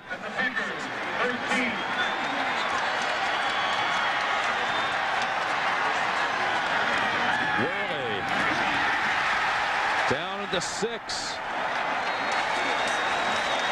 Chicago playing now with a new spark on offense. Watch this offensive guard coming out of the backfield wearing number 45. Offensive guard, watch this nose guard coming out of the backfield. Ironhead Hayward off the left tackle. I mean, he makes linebackers, in that case George Coons, look like those speed bumps in a shopping center there. He just goes right over him. 2nd down and 4, nothing this time.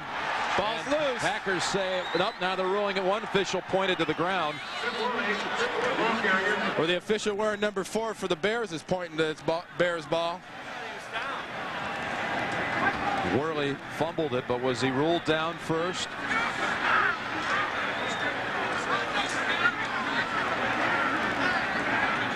You know, if he was ruled down, they wouldn't be making such a big deal about who recovered it. Well, the ball has changed hands 2 or 3 times, and it ends up in the Bears.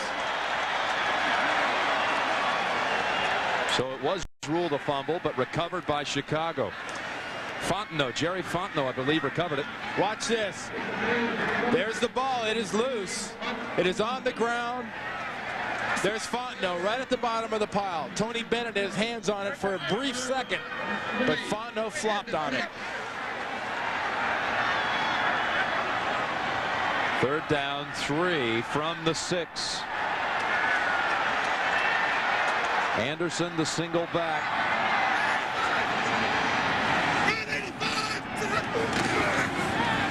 Harbaugh to the back of the end zone. And they'll have to bring out Butler. That was intended for Tom Waddle. Sammy Walker on the coverage. Waddle's their guy. They go to him in pressure situations, but Harbaugh wasn't about to put that ball where anybody besides Waddle was going to have a crack at it. This will be a 24-yard attempt. Butler is 21 of 27 on the season. No such thing as a sure thing here at Soldier Field with a soft field in the wind.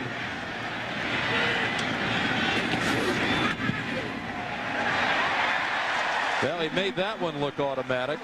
And the Bears are back in front. 1:38 remaining 3rd quarter. 20-17 Chicago. Presented by authority of the National Football League, and this CBS telecast is intended for the private use of our audience. Any rebroadcast or other use of this telecast without the express written consent of CBS, the Chicago Bears, and the National Football League is prohibited. They've had some good runbacks in this half. This time Brooks is halted at the 28. Ron Cox on the tackle. See, the amazing stat to me right now that jumps off, you think about it, both these defenses well known for rushing the passer, well known for sacking the quarterback. No sacks so far today. Brett Favre has had excellent protection. The mistakes that have been made on the interceptions had nothing to do with pressure.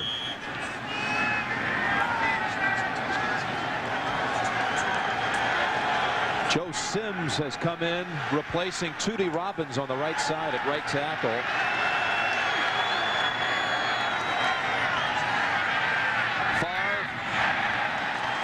He was looking for Jackie Harris. Jackie Harris, incomplete. Dante Jones in the Bears coverage. 2nd and 10 at the 29. Jackie Harris having a really busy day, incredible day. To think, just 18 days ago, 18 days? 17 days since his surgery. Now he's out running around. 5 catches so far, and at least he's running around and catching the ball. Seems Sterling Sharp in the second half is running for exercise and not for receptions. 2nd and 10. Favre too high that time, looking for Sharp.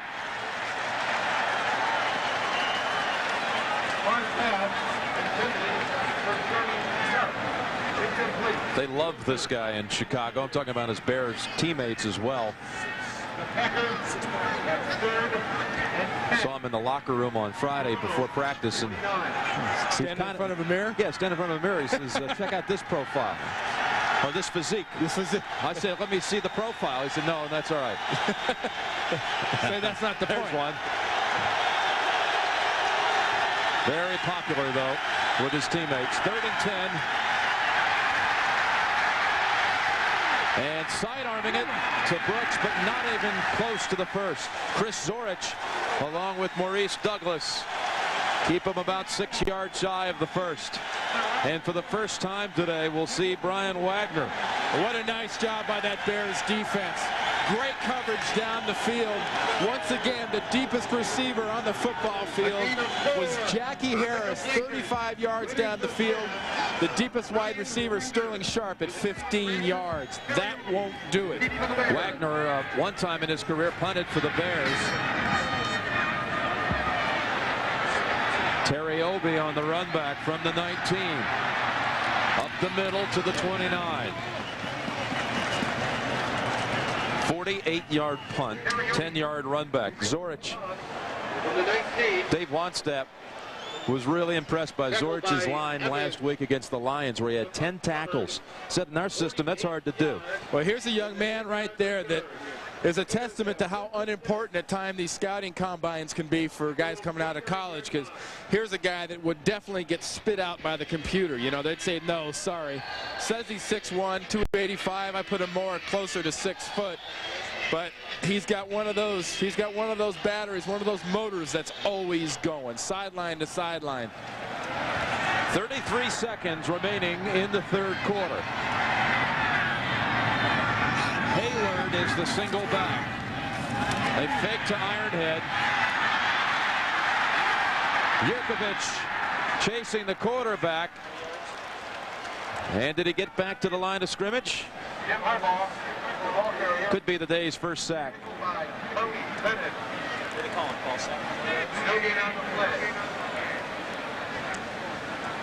Well, they call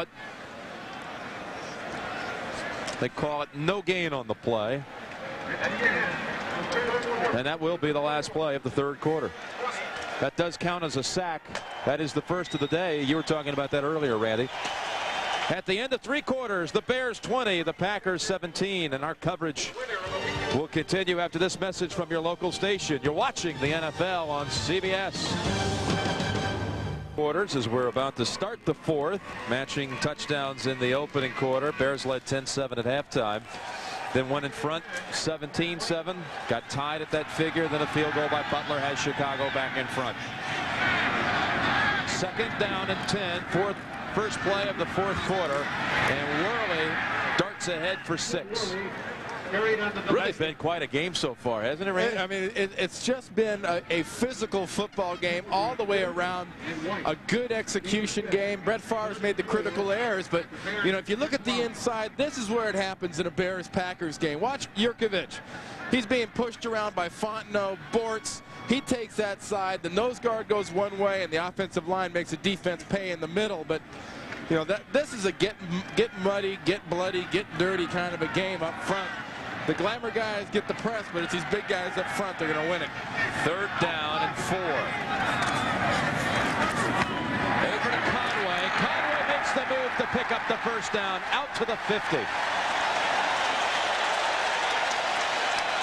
He saw a little opening. He cut back to the middle and jetted for the first for 15 yards. And one of the reasons you call them glamour guys, well, because the big guys can't do this. That's why. Nice move by Conway, slicing up inside. No inside pursuit from the defense. And there are some big guys you'd call glamour guys, especially number 92 at $9 million a year. He qualifies as a glamour guy. $9 million this year, I should say. This year. Ah, poor guy. First down, and that ball looked like it might pop free for a second. Worley tackled by Butler after a 3-yard run. Minnesota going into the fourth with 2 Reve's field goals, leading 6-0. And Atlanta has moved ahead of Houston. 2 touchdowns in the third quarter. 17 unanswered by Pittsburgh. Here it's 2017 Chicago. 2nd and 7. Worley scopes the field, cuts back, but Butler was waiting for him. You talk about really little known players that are having Pro Bowl kinds of years. Butler's that kind of a guy. So you got a flag down on the field. Looks like it's going to be against the Pack.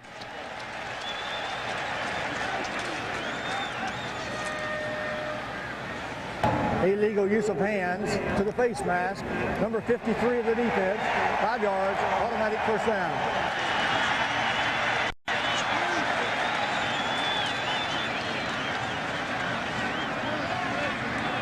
Mike Holmgren sees George Coons get called for that, getting the hands up into the face. When you got that kind of an offensive line like Chicago has right now, with their attitude coming off at you, linebackers can almost be excused, or you can understand why they start pushing and grabbing anything they can.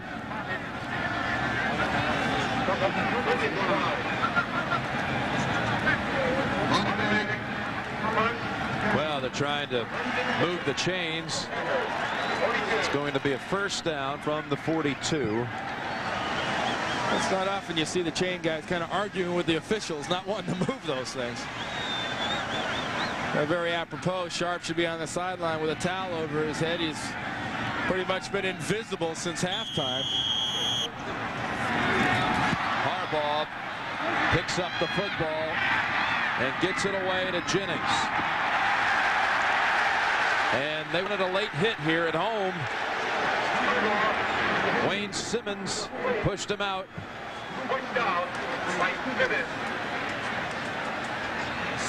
This could have been disastrous for the Bears. Nice job by Jim Harbaugh, though. Ball comes right up on his top hand and drops straight down. The way things have gone today for the Packers, if that had been them, the Bears would have recovered it. Watch this push out of bounds. Yeah, it's about 3 yards out of bounds. I call that late. Yep, so they did not call it. 2nd down and 8. And it's Neil Anderson in the middle of the field to set up 3rd and about 5. And we have the update coming your way right now from Greg Gumbel in New York.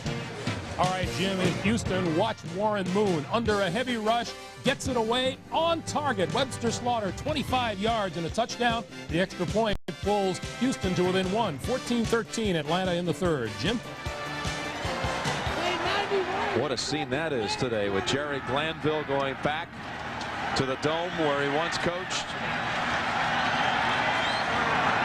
3rd down, 3rd and 5. Try to run for it, and Anderson doesn't get it. Bryce Pop stopped him short. And they're bringing out Kevin Butler, who is career 5 for 5 from 50 yards against Green Bay. I don't understand not throwing the ball in that situation. Neil Anderson up until that down had 6 carries for 11 yards. And the Green Bay Packers were all over the backfield of the Chicago Bears on that one. This will be a 52-yard try. There you see it against Green Bay. Never missed over 50. 52-yard try. Butler's kick. Got to get up. No good. So it remains with 11 minutes to go. Chicago 20, Green Bay 17. By Bud Light. Well, the Bears defense has scored 2 touchdowns today as the Packers have turned it over in all 4 times in Bear territory. Favre moving in on a career-high passing yardage figure. How close Kevin Butler's 52-yard field goal was. Just a shade short and right. This is the situation for a Bears defense. Their offense isn't doing it. They've got to make something happen, get a turnover. Edgar Bennett hits head-on with Sean Gale and Percy Snow.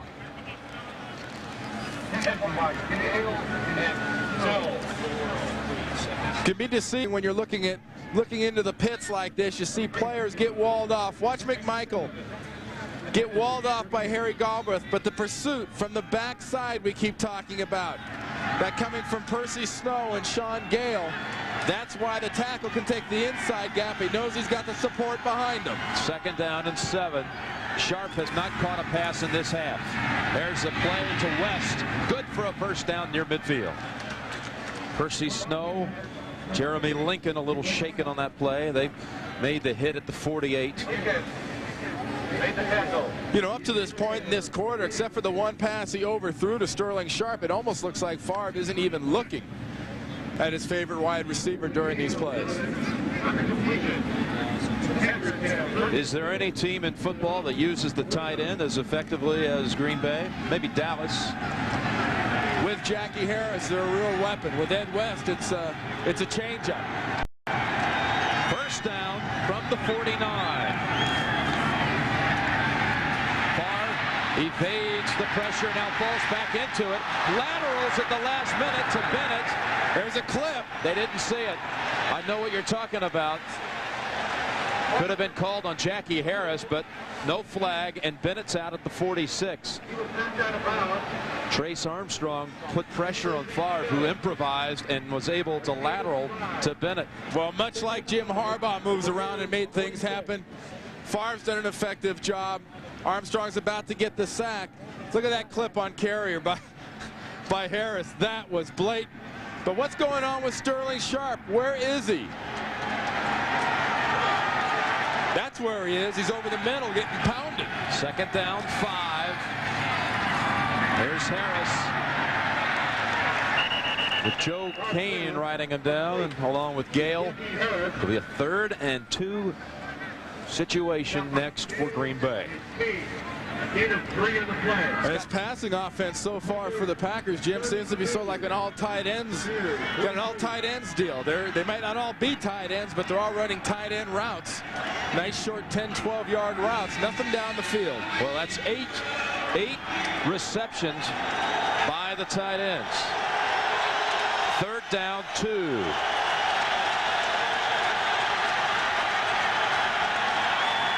Firing for it, and Harris dropped it. Favre zipped it right in there, and Harris didn't hold on. That's the 3rd Packer drop of the day. Well, you can't blame that on rust and inactivity. Harris has made some nice catches so far today, and Brett Favre put that exactly where it needed to be. Harris just couldn't come down with it. So the Packers will have to punt with 8 minutes to go in this game, trailing by a field goal. Wagner's punted only once today.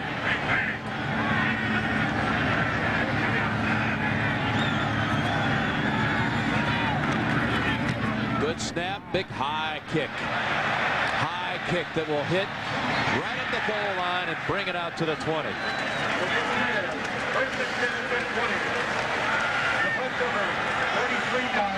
Chicago and Green Bay. Bears lead it by a field goal in the 4th. It's the most dependable, longest-lasting trucks on the road. Tots Blanc de Noir. There's a little fun in every bottle. Smooth operator wet-dry razors from Panasonic, smoother than you ever thought you'd be. And by Pizza Hut, anytime's a great time to stop and smell the pizza. Well, that Bears defense will probably be challenged again here before this game's over. Chicago first down from its 20. Harbaugh dumps it to Hayward. Ironhead makes a move. And a face mask call coming up against Wayne Simmons. And the idea here is first downs and time off the clock. Keep the defense off the field and don't give Brett Favre and the Packer offense too much time when they get it back. Personal foul, tackling by the face mask on the defense. First down. Well, you got a 325-pound fullback. You can almost understand why you want to grab at anything you can to try to bring him down. That is a load. And I think that extra tug on the face mask made it 1 of 15 yards instead of 5. There was very little inadvertent about that. That was all that was available. It was grabbed and it was blatant. First down now from the 39. Mid through the fourth quarter. Bears lead 20-17.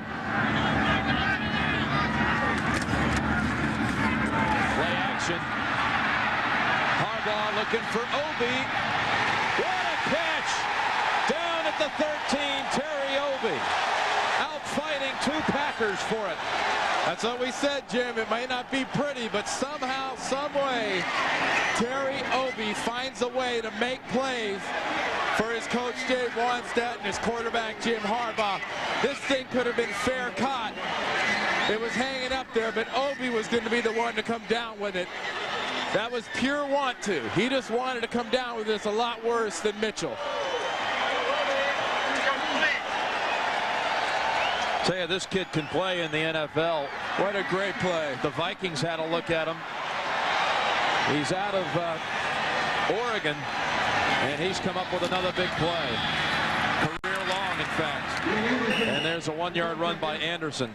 Yeah, that 48-yard reception, a career long for Obi, who scraped his elbows last week, making a diving end zone catch that was a beauty against the Lions. Well, like we said, he finds a way to do it. If he's got to lay out and do it, he'll do it. If he has to go to a jump ball and outfight somebody, he'll do that too. Update now on Minnesota-Detroit. Still 6-0 with 10:30 remaining. Second down and 9. Harbaugh threw it away. Got a chance to unload it with Matt Brock in his face. And that's an example of a quarterback knowing just don't do anything dumb. Don't throw it somewhere where you could have a turnover. Enable your kicker, Kevin Butler, to still kick a field goal if you can't punch this thing in. And look at Harbaugh's numbers in the second half. Come back strong, 110 yards passing, 6 out of 8. But here's a big play for him. Third down and 9 with 6 minutes to go.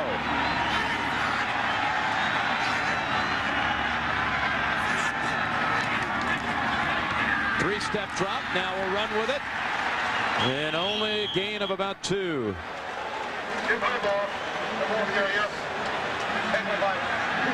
Inside of the 20.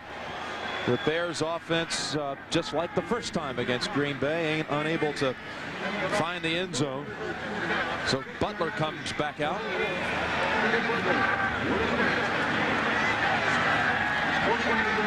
The bottom line, Jim, though, it's not how, it's how many.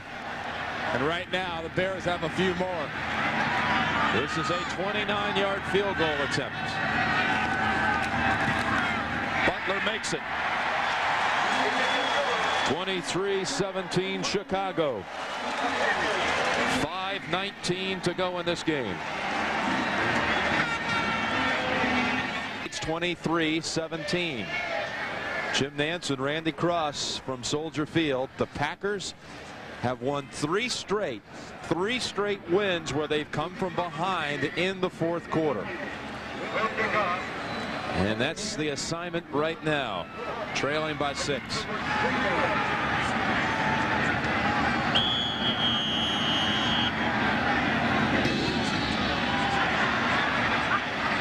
That kick.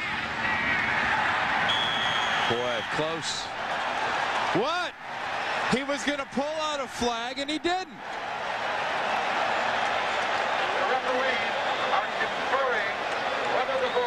Was a little double clutch to the back pocket there. Looked like he wanted to pull the flag out. You know, you couldn't be any closer to it either. Make the call. Had a bad view. Ball bounced over the top of the pylon. That puts it in the end zone for a touchback.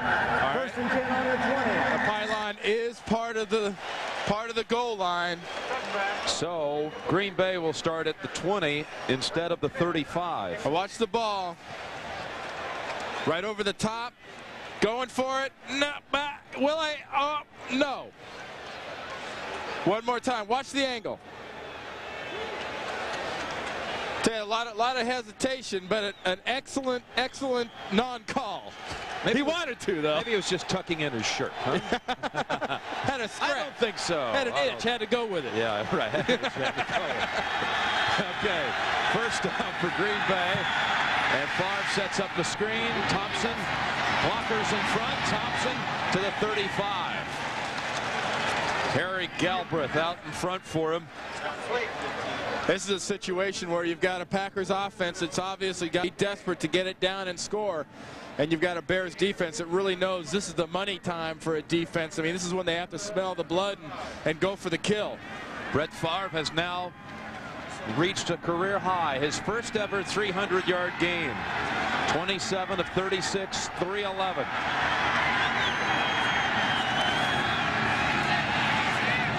Sharp. Another first down. And the Packers come marching back with 4:20 remaining. Tell you what, though, Jim, Dave Wanstead will let these Packers get 10, 12, 15 yards at a shot as long as he can keep them in front of them and count on the fact that sooner or later there'll be an error made. Sterling Sharp finally rejoins the action today. Another short hook, kind of a hitch route run by the Green Bay receiver. Well, he had been silent in the second half. He had a touchdown in the opening quarter today. Here's a first down play. Favre, short drop, fires it. Wolford with the big hit on Clayton. That got him about 3 yards. That's a tackle there, just like they coach the kids starting when about 10 years old. Run right through the offensive player.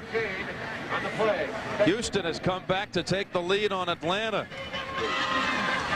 And that score of local interest, still 6-0 you saw Minnesota over Detroit. It's still Percy Snow at middle linebacker instead of Dante Jones. Second down and 7.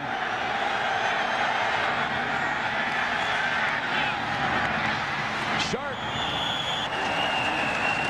Out of bounds at the 35 with 3:10 to go. That was a 14-yard play. As a dangerous receiver, if you let him get his shoulders turned upfield like that, if you can have him turning towards the quarterback, you got a shot at hitting him. But if you let him turn those shoulders towards the goal line, you're going to have to deal with his strength.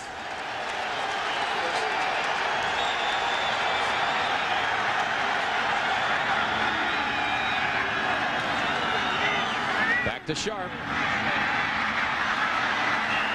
Boy, they just put the ball in his hands and let him work. And he picks up 7 or 8. Just like last week in that last drive against Tampa Bay. You know, he had 3 catches going into that drive and said he really didn't feel like much of the offense. But you see what they do, and they've got to get the ball to him. He made the point to us yesterday, Jim. Defenses can try to take you away, but if Mike Holmgren in this offense wants to get me the ball, I'm going to get the ball. Second down, 3. Can Green Bay come back in the fourth quarter, come from behind for the 4th straight game? Sharp. Oh, this time he didn't hold on to it.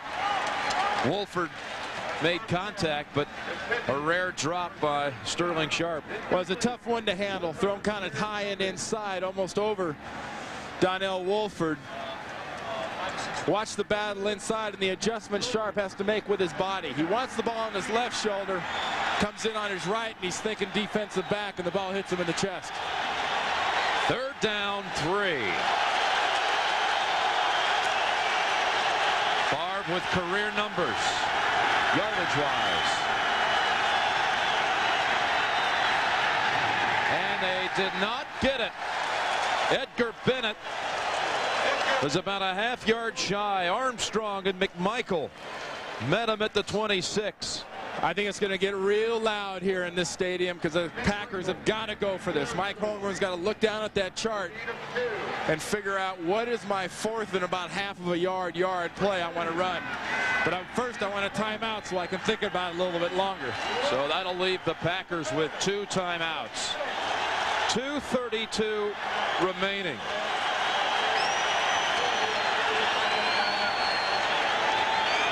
Well, it's very simple. Mike Holmgren and Dave Wannstedt know that this play is the ball game. Been wide open every time he's done it. Holmgren brought him back for a moment for one last encouraging word.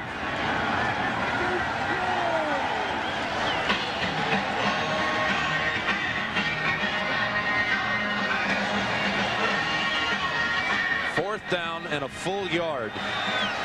2:32 remaining, and Chicago leads by 6.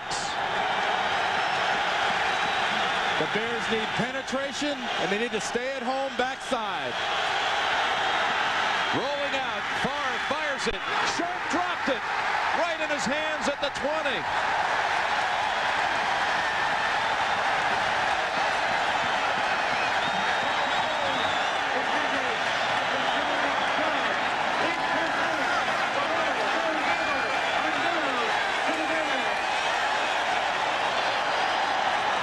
You get into those pressure situations. How do you draw it up?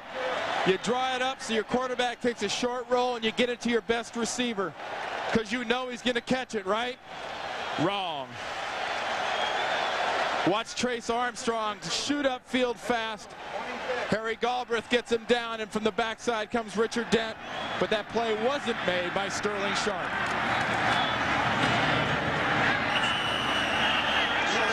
That's Anderson for about 2 yards. Remember, you've got 2 timeouts left for the Packers, and the clock is going to stop at the 2-minute warning. Well, they just used their second timeout. We'll be right back. Aren't many receivers any better than Sterling Sharp. In fact, he may be the best. But he dropped first down catches on 2nd and 4th down on that drive. Sterling Sharp, I think, is the best possession receiver in the game right now, and extremely poor timing on his part to not have possession on that critical 4th down play. But if you're the Bears here, you're thinking first down. Get a first down, you could seal it with 2. 2nd down, 9. And play action. Harbaugh throws. Incomplete. Had it for a moment. Ryan Wetnight, a rookie from Stanford. Leroy Butler defending. Another case of very tight physical defense by the Green Bay Packers defensive backfield. Harbaugh put that ball right where only Wetnight could get it. 2:13, so that saves the Packers a timeout also on the incompletion. These are 2 teams that have been living and dying by 4th quarter last-minute heroics. 3rd down, 9. Hard run, but just shy of the first. Worley. And even that late attempt at pushing the ball forward won't help either. So the 2-minute warning, and the Packers will get the football back. They'll have 1 timeout in their hip pocket also. This one too coming down to the wire. Chicago will punt the football with a 23-17 lead. The Packers have 1 timeout. And in a situation like this, you've got to bring up the Packers' inability in this first half, in the first half of handling the football. Critical for the Packers to handle this ball after it is kicked. That's Robert Brooks. At the risk of losing some yards or not getting that extra 1 or 2, Brooks must cover this ball.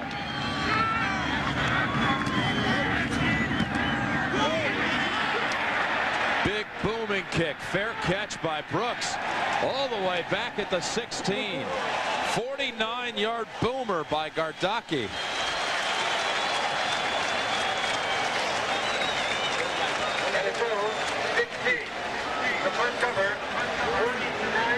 So the Packers must drive 84 yards. with 1:53 on the clock. And if you're Mike Holmgren in this Packer offense, I think you get the ball right back into Sterling Sharp's hands. Right away.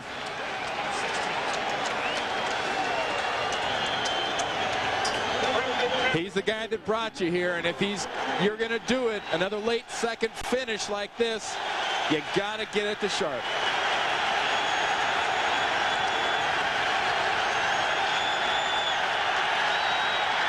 Favre picked off Carrier. Carrier with open field ahead. Carrier is in for the touchdown. Touchdown, Chicago.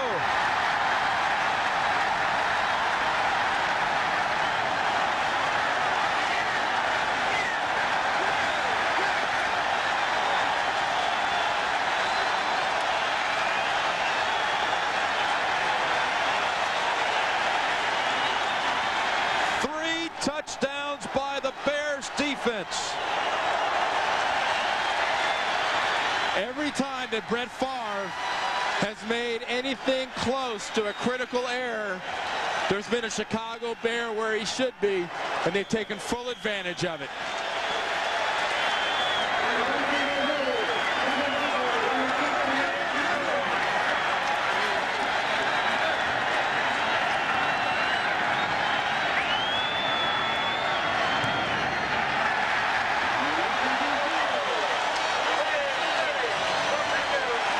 In a game of big plays off big mistakes, Carrier easily picks this off and fights his way into the end zone. And when you make a big mistake, you pay a price. And here's the price that Brett Favre pays. How has Dave Wannstedt and the Bears done it? They've done it with defense, and they've done it the way Dave Wannstedt wants them to do it.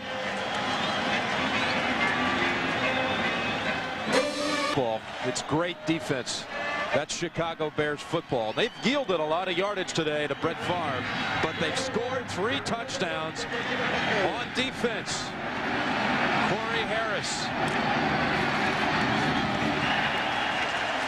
tackled at the 19 by Maurice Douglas. 3 yards deep in the end zone. Well, you hear a lot about how defense wins championships, but offense puts people in the seats. Everywhere, I think, but here in Chicago, where if they do indeed get this win, as it looks like they're going to, and Minnesota can hold on and take out Detroit, we got a 3-way tie for first place. 13-0, it sure looks like it. It would be a 3-way tie with Minnesota 1 game back. And this man has to be one of 2 finalists for Coach of the Year. 2 or 3. You can't ignore the job Dan Reeves has done in New York, and the great job Don Shula's done in Miami. Fires the shot, complete. Knocked out of bounds by Wilford. Look at that. That's a defensive coach's dream. Wannstedt's come in here. He's turned this defense back around. He had the talent to start with. He'll get around to the offense. But just because this team is winning, don't forget Wannstedt does have a rebuilding program here in Chicago. Next up, the offense. 2nd down 1. And Bennett out of bounds at the 36. Pass complete to Edgar Bennett. This is just a stat padding time unless the Packers can get the ball down the field. 8 or 10-yard passes are great in the 1st, 2nd, and 3rd quarter, but in this situation, you've got to put the ball down the field. And Leroy Butler there and Reggie White and this Packer team knows they let a big, big opportunity slip out of their hands.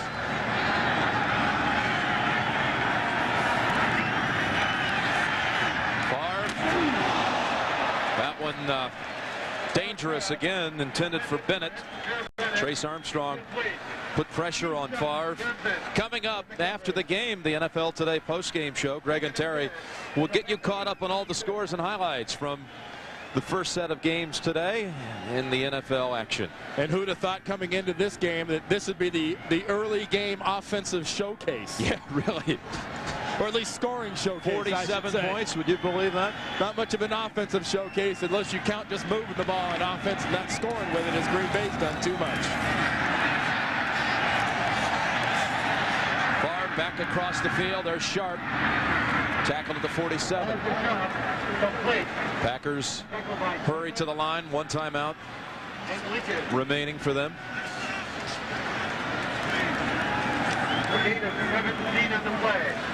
Put Sharp over 100 yards today, but he won't forget that drop.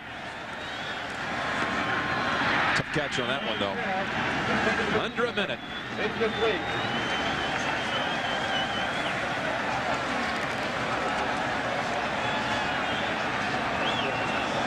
Now, we showed you a stat earlier about takeaways by the Bears in their wins versus their losses. How about this now? Factoring in today, 24 takeaways in the victories. In the 5 losses, only 3. They do it when they're attacking. They do it when they're sitting back. But the bottom line for them is they do it. And that pass, well, what a hit by Carrier.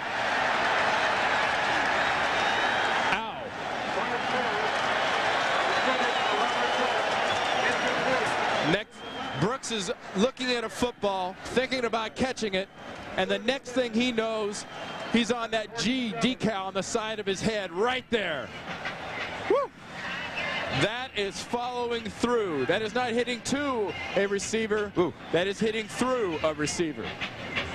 That sort of gets the group shiver out of the boys. Yes, got one for me, I'll tell you that. 3rd down 10. Lobs it, Brooks. He's hammered, but a first down for the Packers. There's the timeout called by Favre. I'd like to thank our crew today. Who's brought you this game, our producer, Mark Wolf. This game directed by Mike Arnold. Our associate producer is Lance Barrow, and our broadcast associate is John Coleman'sberger. Senior producer of the NFL on CBS is Ed Gorin, and the executive in charge of production is Rick Gentile. This NFC Central turning into the most exciting race in pro football. We're on the brink of having 3 teams tied with one other 1 game back. And it's a situation where, you know, these teams play outside this division. I think they look pretty good. Something about playing each other has a tendency to bring out the worst in each other. And Dave Wannstedt says, you know, this is a lot better division than I gave it credit for when I came in here. I sort of used to look down on the Central Division. There's a lot of talent here in this division, but when you're playing defense like Dave Wannstedt's Bears are right now, you know, it's hard to picture anybody scoring an awful lot of points against his defense. A minute 30 left, and the Vikings lead by 13. Well, that big goose egg tells you something about the effectiveness of the Detroit Lion offense without Barry Sanders. Boy, does it. Favre, that ball wobbling toward the end zone, batted down by Wolford.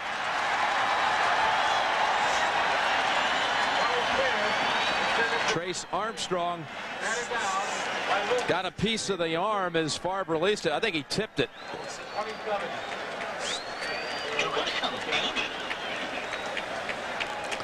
Now let's take a look down at what we have coming up next week. Look at this. Chicago is at Tampa. You got Dallas at Minnesota. Detroit at Phoenix. That won't be easy for the Lions. Well, Joe Bugle's team has found a way to lose most every game they've been tied in. 2nd and 10.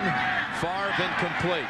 Talking about this division and how they don't always score a lot of points. One thing that's kind of fascinating with McMahon starting at quarterback today for Minnesota, there's not one starting quarterback in the division that has thrown more touchdowns than interceptions. They've all thrown more interceptions than touchdowns, except for one, who's 13 and 13, and that's Craig Erickson, the guy you'd maybe least expect of Tampa Bay. Well, Brett Favre had a rough first month of the season when he was attacked by defenses, but his mistakes today, his turnovers, and his contribution to the Bears' defensive effort has all been self-produced. It hasn't been pressure. It's going to the end zone this time. Jackie Harris waiting, tipped, away, incomplete. Joe Kane got a hand on it. Now 24 seconds to go.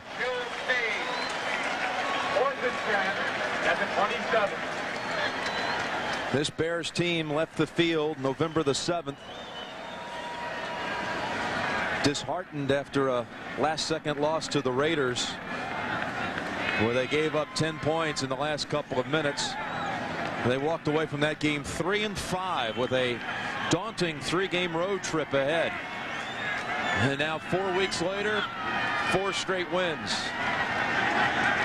At San Diego, at Kansas City, at Detroit, and today against Green Bay. Flag down. Clayton stopped short of the first. John Mangum makes the play, but there is a flag down. And we can tell you Minnesota-Detroit has gone final now. The Vikings shut out the Lions. 83 was never set for an illegal shift. That penalty is declined. First down, Chicago.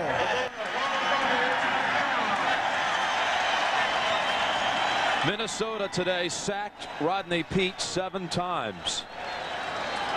Andre Ware, in fact, came in late in that game for Peete because Peete was picked off 4 times.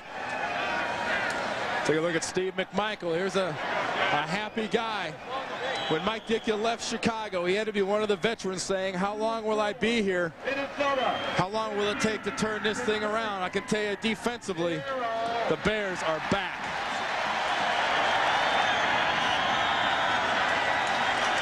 Well, Brett Favre today had a career high in attempts, completions, and yardage. 36 of 54, 401 yards. But the defense of the Bears came up with the big plays. They took advantage of Favre's turnovers, scored 3 touchdowns on defense, and there is now a 3-way tie for the lead in the NFC Central.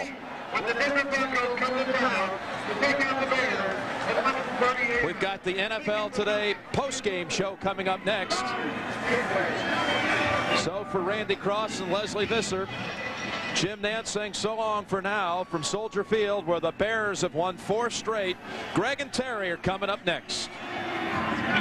Hi, everybody. Dave, we're all worried. About what? You haven't ordered your holiday ham from my store. Or the cookies I made for you. Or your turkey. Or your eggnog. Or your fruitcake. Yeah, what gives? Nothing. Wendy's is making a new Big Bacon Classic Combo. Oh. It's a quarter-pound of fresh beef, 3 strips of bacon, and the works with biggie fries and a cold drink. So this holiday, save your appetite. And I thought you forgot my prune tart. Who could forget that? Try Wendy's Big Bacon Classic Combo today. So this 4-year-old tells me how the toy he got last year broke in a week. I said, hey, pal, I'm just a Santa's helper, but I'll talk to the big guy. I was smart this year. I got my gifts with Citibank Classic Visa. They'll replace or repair anything that accidentally breaks. I put a bag of toys down next to me. It was gone. Who would steal from Santa's helper? Well, it's okay, because Citibank replaced the toys. But I know one guy who's going to get a stocking full of coal. A few of the Santa's helpers who rely on not just Visa, Citibank Visa. The great masters defined civilization in Europe. Now we're defining it on the way there. United Airlines' renowned international service to 15 cities all across Europe. Come fly the airline that's uniting the world. Come fly the friendly skies. Nance, I love your new Grand Am. Oh, yeah? It's fun and so sporty. It's you. Yeah. Airbag, anti-lock brakes, and it was thousands less than a quarter Camry. Plus, with Pontiac's 3-year Smart Drive, it was only $219 a month. Get out of here. And it's not a lease. I own it. $219 a month? Mm-hmm. I thought car prices were up. Not on Grand Am. At your Chicagoland, Northwestern Indiana Pontiac dealers. At Continental Bank, we try to get to you with solutions before you realize you need them. Continental Bank, anticipating the needs of business.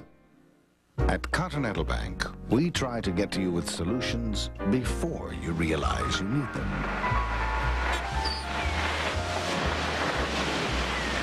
Continental Bank, anticipating the needs of business.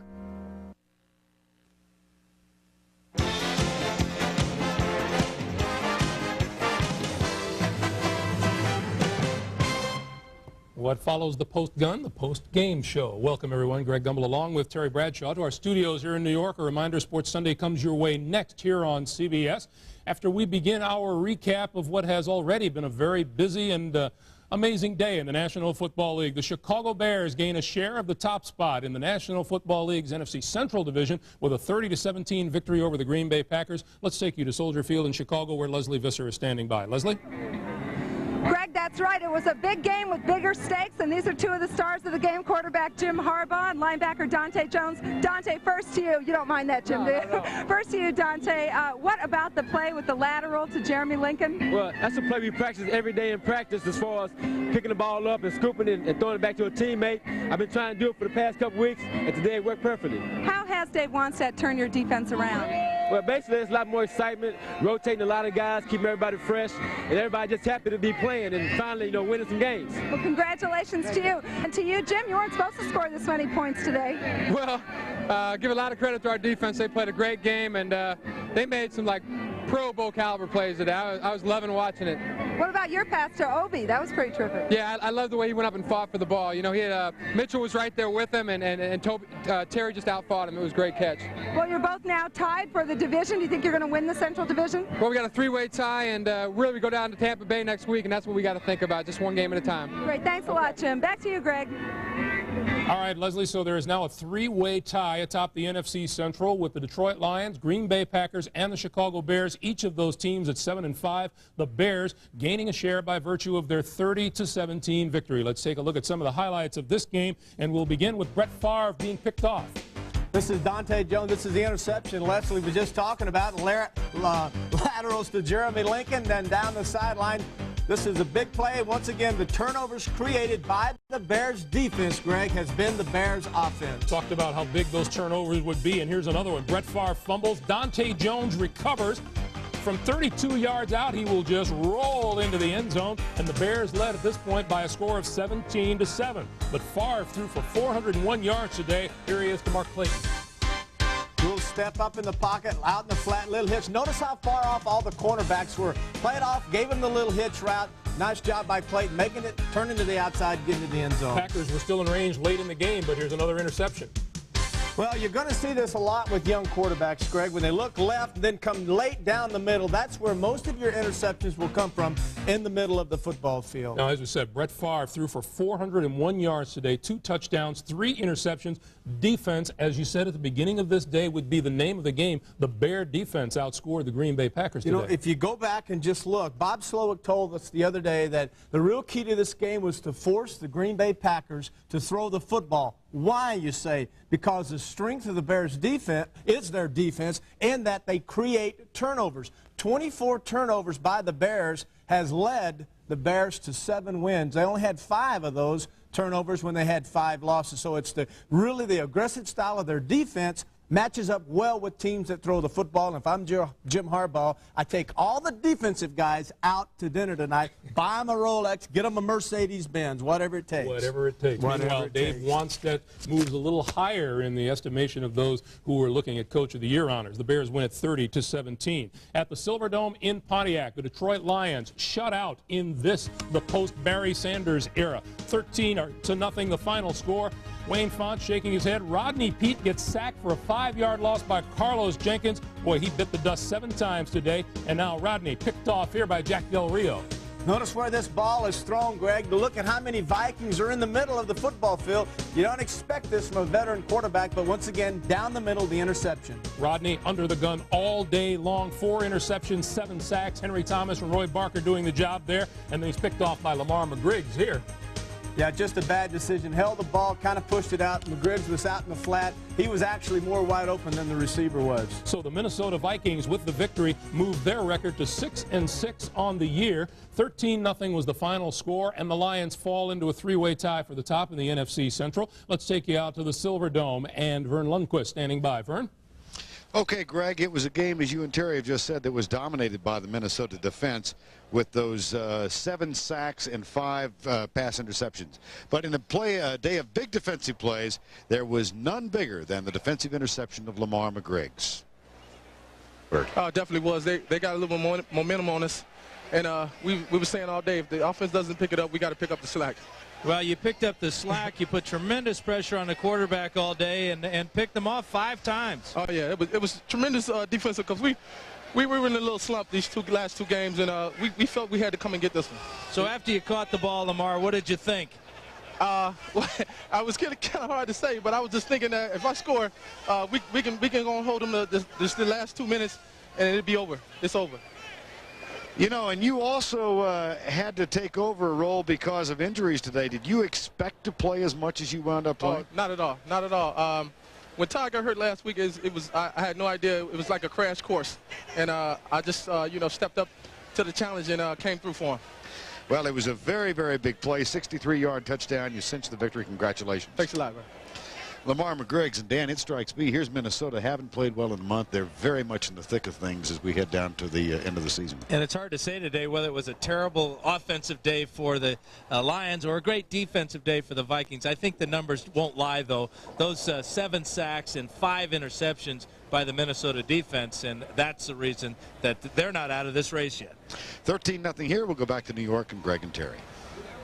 Vernon, Dan, thanks very much. And with the exception of Tampa Bay, no one is out of the race in the NFC No, Central. you know, and you go back and you look at this Viking game, Greg, and you go right to the defensive coordinators, and it's funny how the Barrett coordinator, Slowick, and Tony Dungy of the Vikings both had the same theory, and that is the real strength of the Vikings is the fact that they are quick, agile people that can rush the passer. And Tony said we need to get our offense to get us out and get us the lead and force teams to throw, and it matches up to our strength. And today you saw that, 5 interceptions and 7 sacks that the Lions have.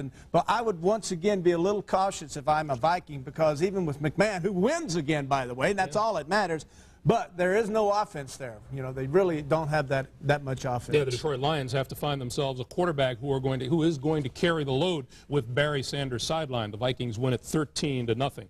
In Houston, the Oilers are leading the Falcons 30-14, 8 minutes, 10 seconds to play in the game as the Oilers win their 7th straight game for the first time since '62. Was this Sunday afternoon at the Fikes?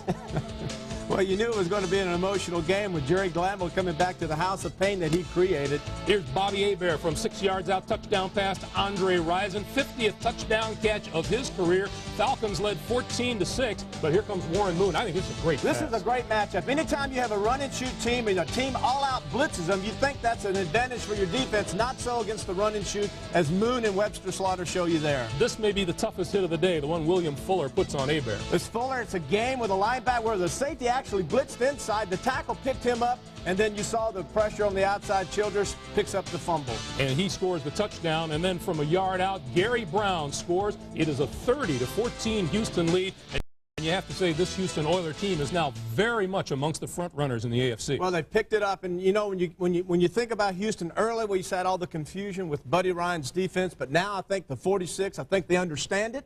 I think Buddy's pulled out of the picture a little bit, and you're seeing the Houston Oilers run and shoot, great defense now, and winning football games. And as Buddy would tell you, the offense has stopped turning the football over. They lead at 30-14 now with under 8 minutes to play in the game. As we told you a couple of moments ago at Soldier Field in Chicago, the Bears beat the Green Bay Packers 30-17. Let's take you back out to Chicago and rejoin Leslie Visser. Leslie. Here with another defensive standout of the game, Mark Carrier. Mark, you just said to me the Bears win strange. How did they win it today? Well, this time we won. We got 30 points, but it was much more of a closer dogfight than it looked, and the score shows, because these guys are a very good team, and they were fighting hard. You had a big interception, helped seal the game at the end. Tell us about it. Well, it's just one where in our basic defense, where I can drive on the ball. Every time the guy runs a square, I can drive on it, and I don't get too many of it, and he far overthrew him, and now they talk about getting to the end zone, follow your blockers, because I always like to cut back, and I just follow Rich, and I thought I had and just dove it to the end zone. Pretty impressive. Well, this team has won 4 games in a row now. How much better are you than you were a month ago? Well, we're a lot better because we're more comfortable with our coaching staff, more comfortable with our game plan, more comfortable with each other, what we're doing, and I think that the 3 weeks on the road just really brought us together as a team. Congratulations. Thank you, Mark. Back to you. All right, Leslie, thank you. The big difference in the Chicago Bears is that this is a team that is now very confident, is it not? That's right. And just defense, Greg. You look at them, you don't have to look any further than their defense and the turnovers. There's no secret to what they're doing. They're getting after the people. They're creating confusion. They're getting the turnovers, and this offense does not have the ability to drive the length of the field, so their defense takes it upon themselves to play defense and create offense for themselves. Yeah, consider this. They win 3 games on the road and come back and beat a Green Bay team that has come from behind each of the last 3 weeks. A timeout here, and more scores and highlights coming your way.